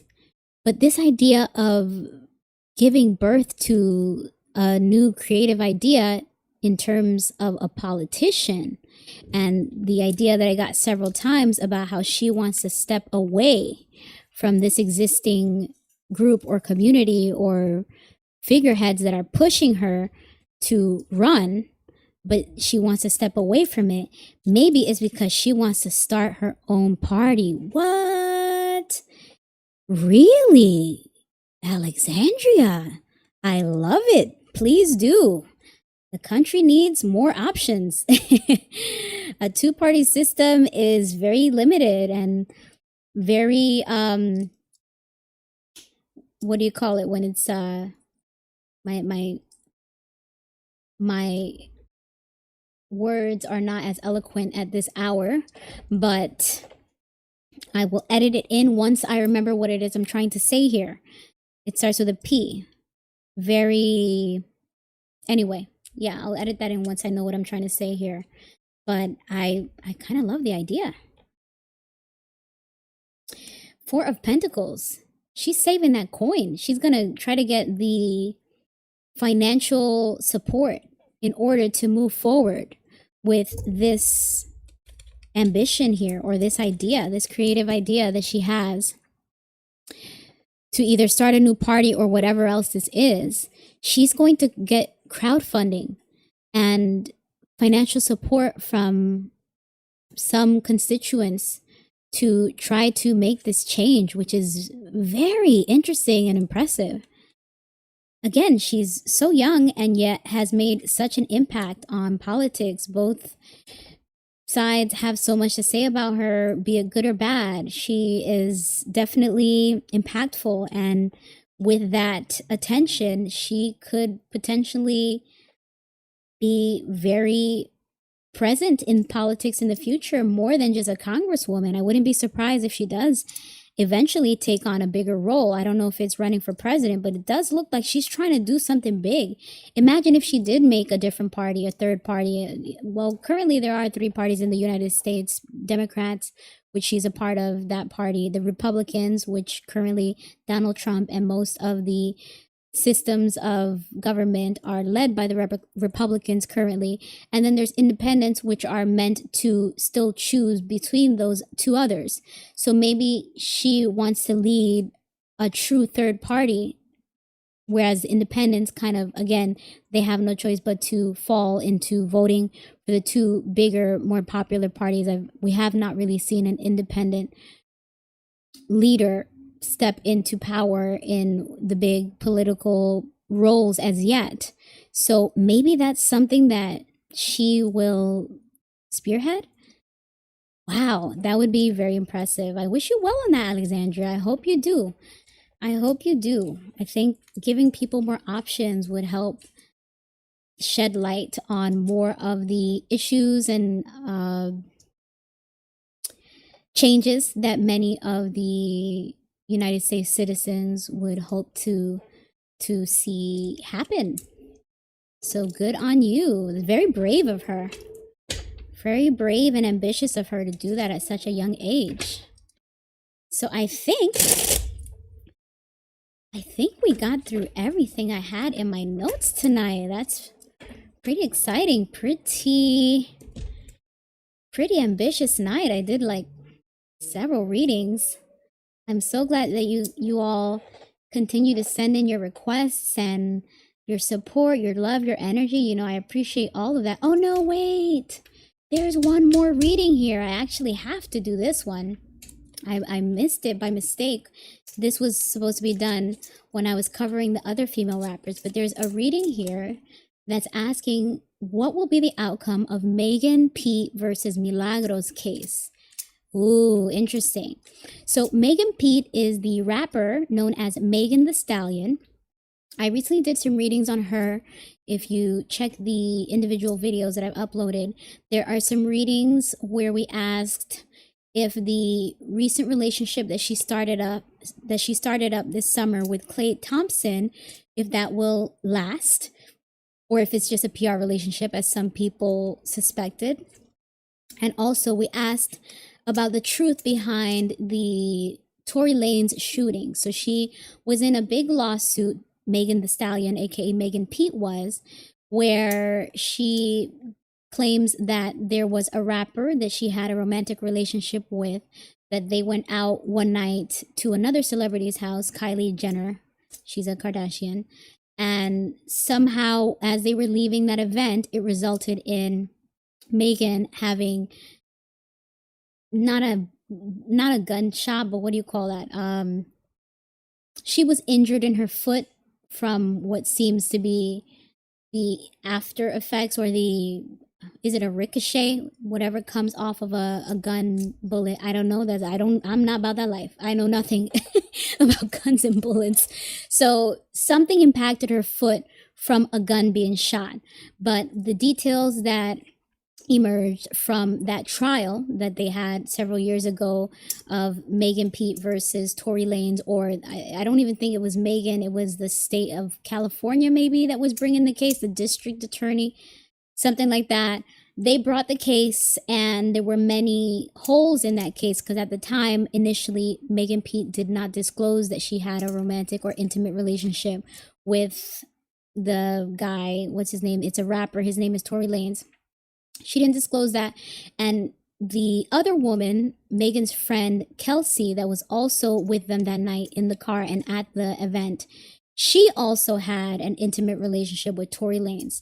So it seemed, the perception was, allegedly, the public perception was that they felt like Megan was trying to manipulate the narrative or hide and not disclose the motives, the potential motives behind why Tory Lanez, or why there may be a shooting between the three of them.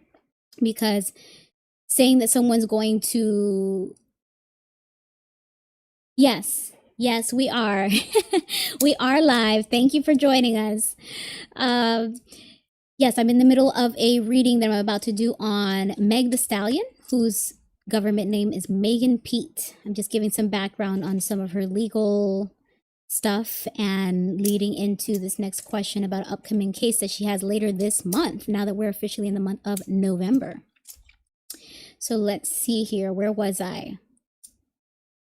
Right. So there was something about how there was an impression, the public opinion was that by Meg not fully disclosing the truth about the nature of her relationship with the man that she claims shot her, the rapper Tory Lanez, along with the fact that her friend, or supposed friend at the time, also had an intimate relationship with him. Both of them did. That laid grounds for a more believable or easier to understand motive than what they were going with before, which was that, no, I never had an intimate relationship with him, from what she said in public. So what she said in public on the Gayle King show was that she wasn't with Tory. What she said on the stand was that she was. And that positioned her to be looked at in the public eye as a liar, allegedly. Again, I am just repeating what's already out there. These are not my personal opinions, but I do believe that if you're willing to lie about something that is relatively smaller, then you may be lying about bigger things in terms of what we see in human behavior from other people. But when a man's life is on the line, and that's the time that you decide to lie about the nature of your relationship, it's no longer a small lie. This is a big manipulation of narrative, and many people seem to have picked up on that, along with other inconsistencies and lack of clarity that were floating around in the trial, such as not knowing who brought the gun, whose gun is it. The testing of the gun residue was unfairly only done on the Tory Lanez guy. They didn't test it on the other people that were present. So there was a lot of bias and room for error in the information that was brought in that trial. A lot of things that didn't make sense in the narrative that they were presenting. And with all of those holes that were left, as well as a man that was put in jail that was a man that was sentenced to 10 years and also will be deported because he's originally from Canada. Let me just say that again. Okay. And a man that will also be deported because he's originally from Canada. It just seemed disproportionate, and it left a lot more questions than answers. So even though there was a guilty verdict that put him in jail, there was a big conspiracy that or conspiracy theories, speculators believe that there was a big conspiracy to lock him up for something bigger, something to do with Meg Thee Stallion's label, which is Roc Nation, because there were connections made between those who legally represented Megan and those that at some point pursued business with Tory Lanez.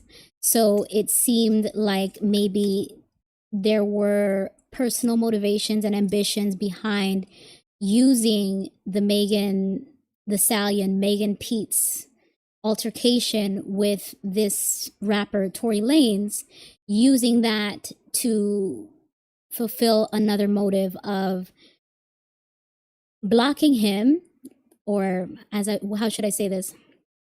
Another motive of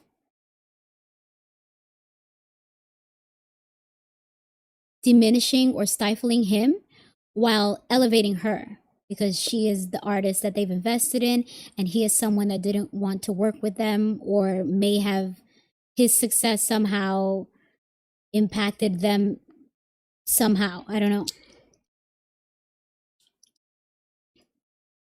Somehow his success was bothersome to them. We don't know. This is all speculation. This is all theory and conjecture, and there is just a lot left unknown that has been brewing behind this case.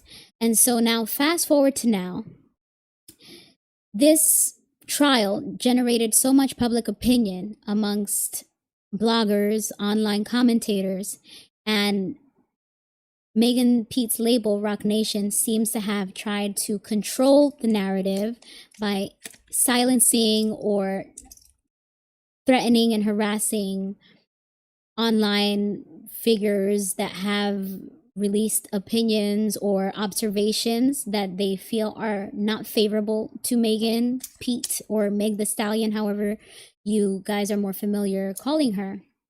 And one of those people is Milagro. Milagro is someone in Texas who, during the Megan versus Tory trial, she shared a lot of her day-to-day notes, because she actually went to court and gave feedback on what was being said in the court. Because even when a case is closed to the press, it is still, in this country, anyone can go to anyone's court case and just bear witness in person, although you may not be able to record and all of those things. If you hear me hesitating, it's because I'm not a freaking lawyer.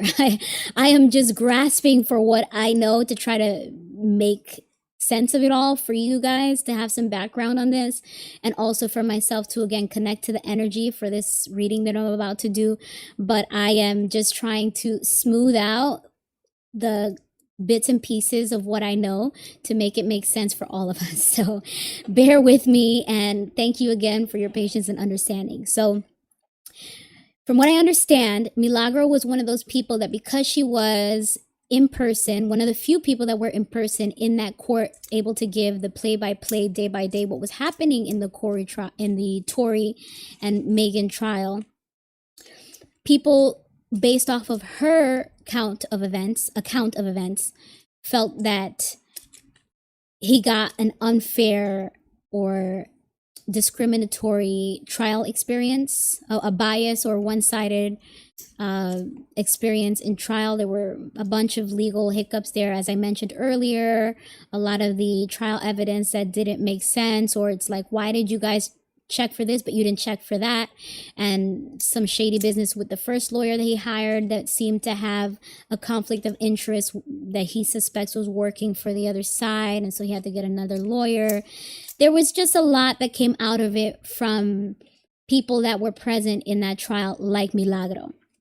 And fast forward to now, Megan's legal team started a lawsuit against Milagro. I believe they're claiming either defamation or that she illegally communicated with Tory. I think there's accusations about how she may have taken money to disparage Megan. I haven't read the court documents. I'm just going with the bit of information that I've seen in a few articles and the general chatter online, and laying the groundwork for why we're doing this reading. So now this person wants to know what will be the outcome of Megan Pete's case versus Milagro, because they are supposed to go to court later this month, which is November 17th, I believe, is when their first trial date is. And leading up to this, other online figures have been expressing their distaste with the very aggressive tactics of the legal team representing Megan in this case, and how they are using the case to do fact-finding for other legal or business motives. And that is an extension of some of the suspicion that has arisen from the original case around Megan and Tory. So with all that background, let's, first of all, let me hydrate because I've been talking for hours.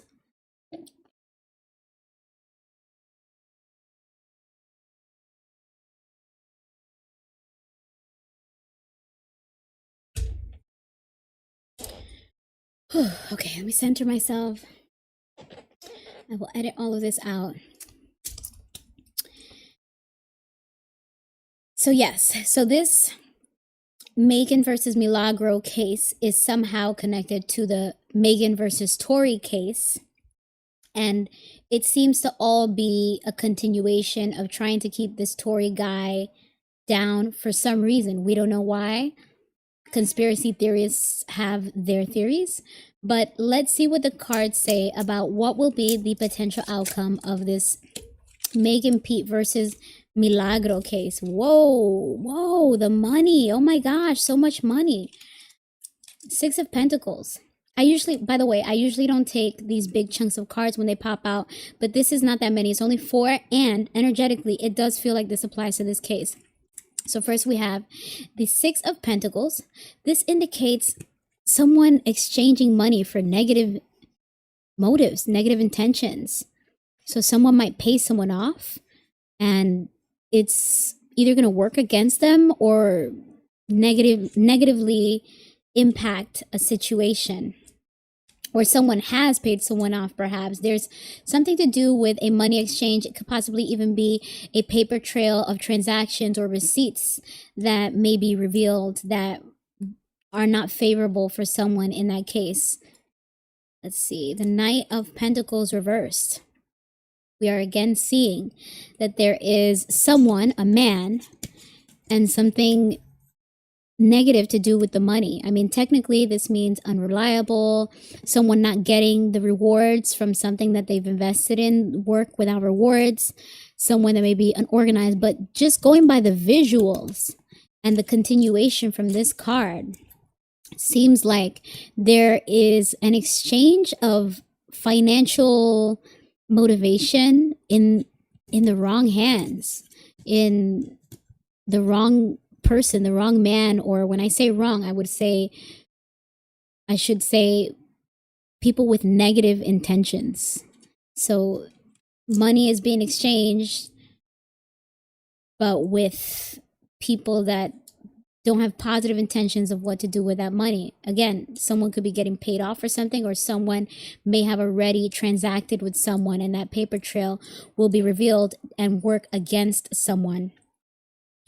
Seven of Pentacles in reverse. Money again. There has been an investment, and now someone's waiting to see the returns of their investment. Someone's waiting to see the results, the rewards of all that they have invested, both financially but also with their effort. And we're not getting clarity on who this could be, but just to be straight with you all, the side that has more money in this Milagro versus Megan side, in this Milagro versus Megan case, is Megan. So if all this money is being moved, whoever is representing Megan or behind Megan seems to be in a position of financial power to be making all these money moves, if any at all. And finally, we have the Ace of Wands reversed.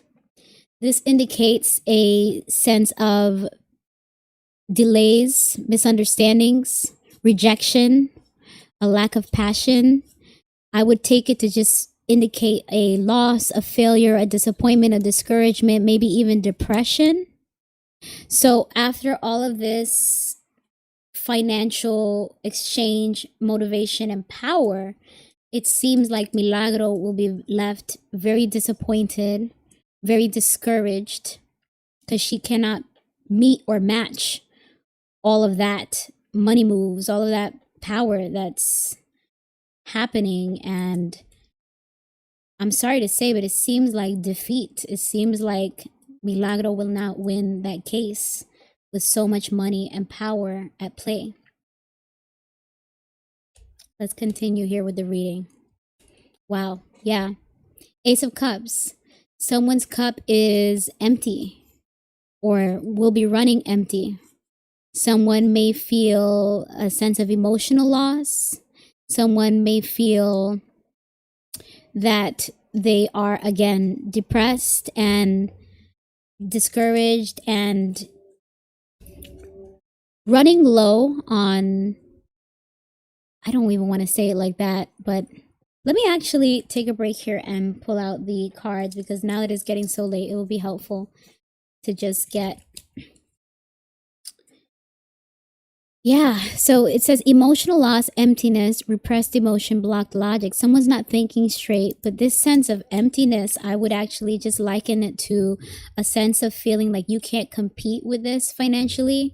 You do not have enough resources and you're running dry on whatever resources you do have, especially your energy, since we did see this Ace of Wands in reverse. So this is to do with someone's energy and ego, and this has to do with someone's emotions and intuition.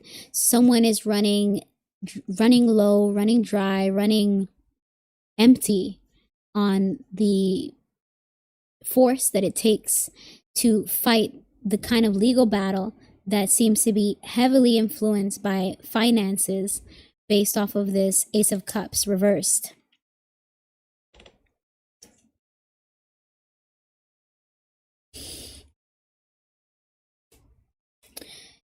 And there will be a victory. Someone will be winning. Someone will be triumphant.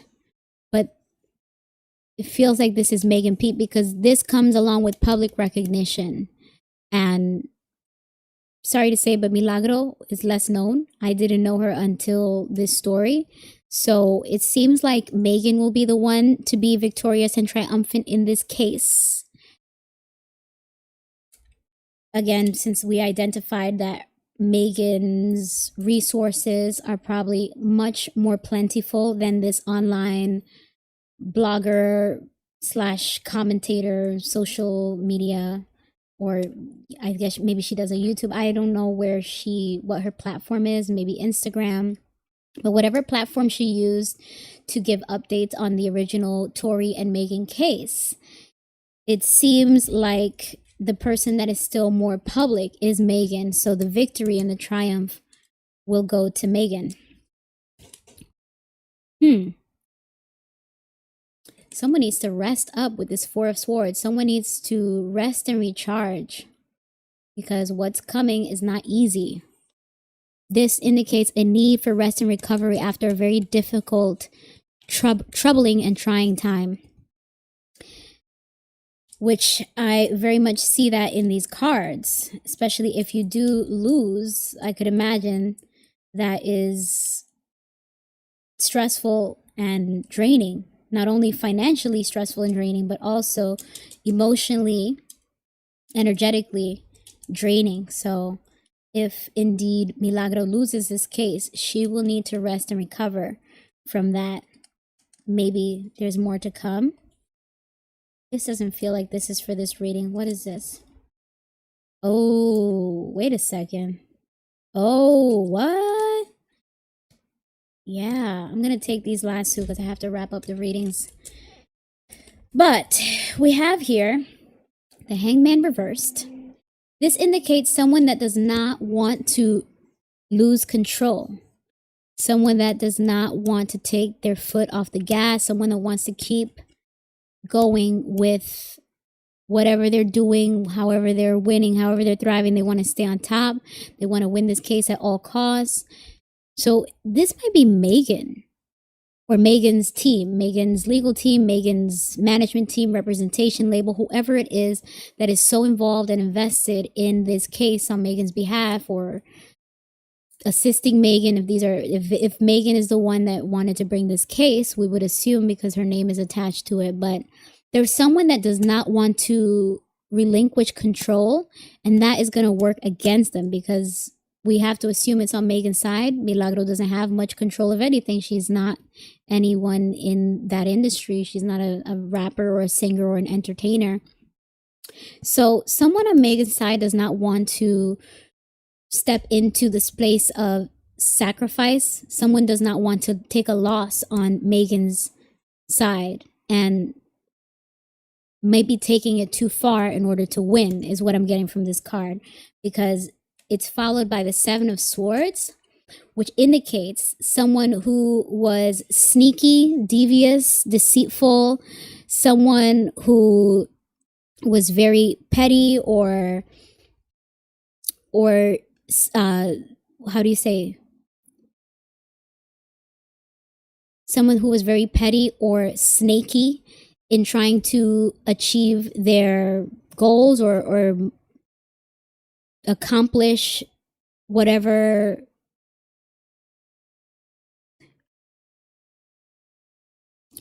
someone who was petty or sneaky or deceitful, someone that played dirty in order to accomplish their goals, they will be revealed.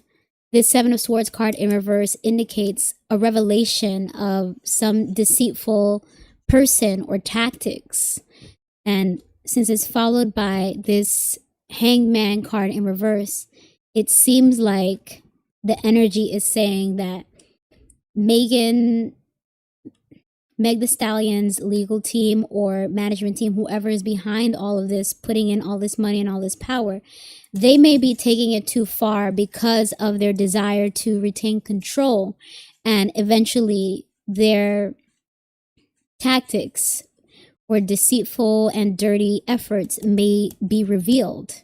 So even though there may be a win for Megan, it seems like the cards are indicate after the legal win, there may be some consequences and exposures that may contradict or cancel that out. So we will see what happens with that trial that starts later this month. What do you guys think? Is there anybody that knows who these people are? Do you think Megan's team is going too hard by pursuing more legal action in relation to that Tory Lanez case? Because again, my understanding is that they are maybe making an example out of Milagro for all of the other platforms or figures that have spoken out about Megan's case, Megan's lawsuit versus Tory Lanez, or whoever brought that case on her behalf. And you know, there's split opinions. Some people are championing Megan for being so brave to pursue a case like this and not letting herself be railroaded by a system that tends to not believe women, especially women of color. So some people are leaning into the belief that she is standing up for herself and, you know, protecting herself using the tools of the justice system, versus another opinionized group, another group that believes that there is devious intention and financial motivation behind a lot of what we see unfolding in the law cases that are coming from Megan and Megan's representatives. So will be interesting to see what the outcome is, and even more interesting to see the continued outpour of opinions, I should say, the continued flow of public opinions. So I believe we truly have covered all of the topics tonight. I will be editing this live stream down to make nice bite-sized clips for you all to easily find as soon as I catch up with some of the other editing. But in the meantime, you guys will be able to enjoy the replay of this live broadcast on Twitch and on YouTube as is, raw and real, the way you all like it. But I am just glad that we were able to cover so many topics. Again, I'm going to take a break from the CelebriTEA readings for a while to regain my energy, to catch up with my editing, and to go back to my original focus and purpose of this channel, which was to do personal readings to help my beautiful, sparkly viewers like yourself. So I hope you all enjoyed this stream. Please, if you liked anything at all, give me a like to keep my channel. Here we go with the noise.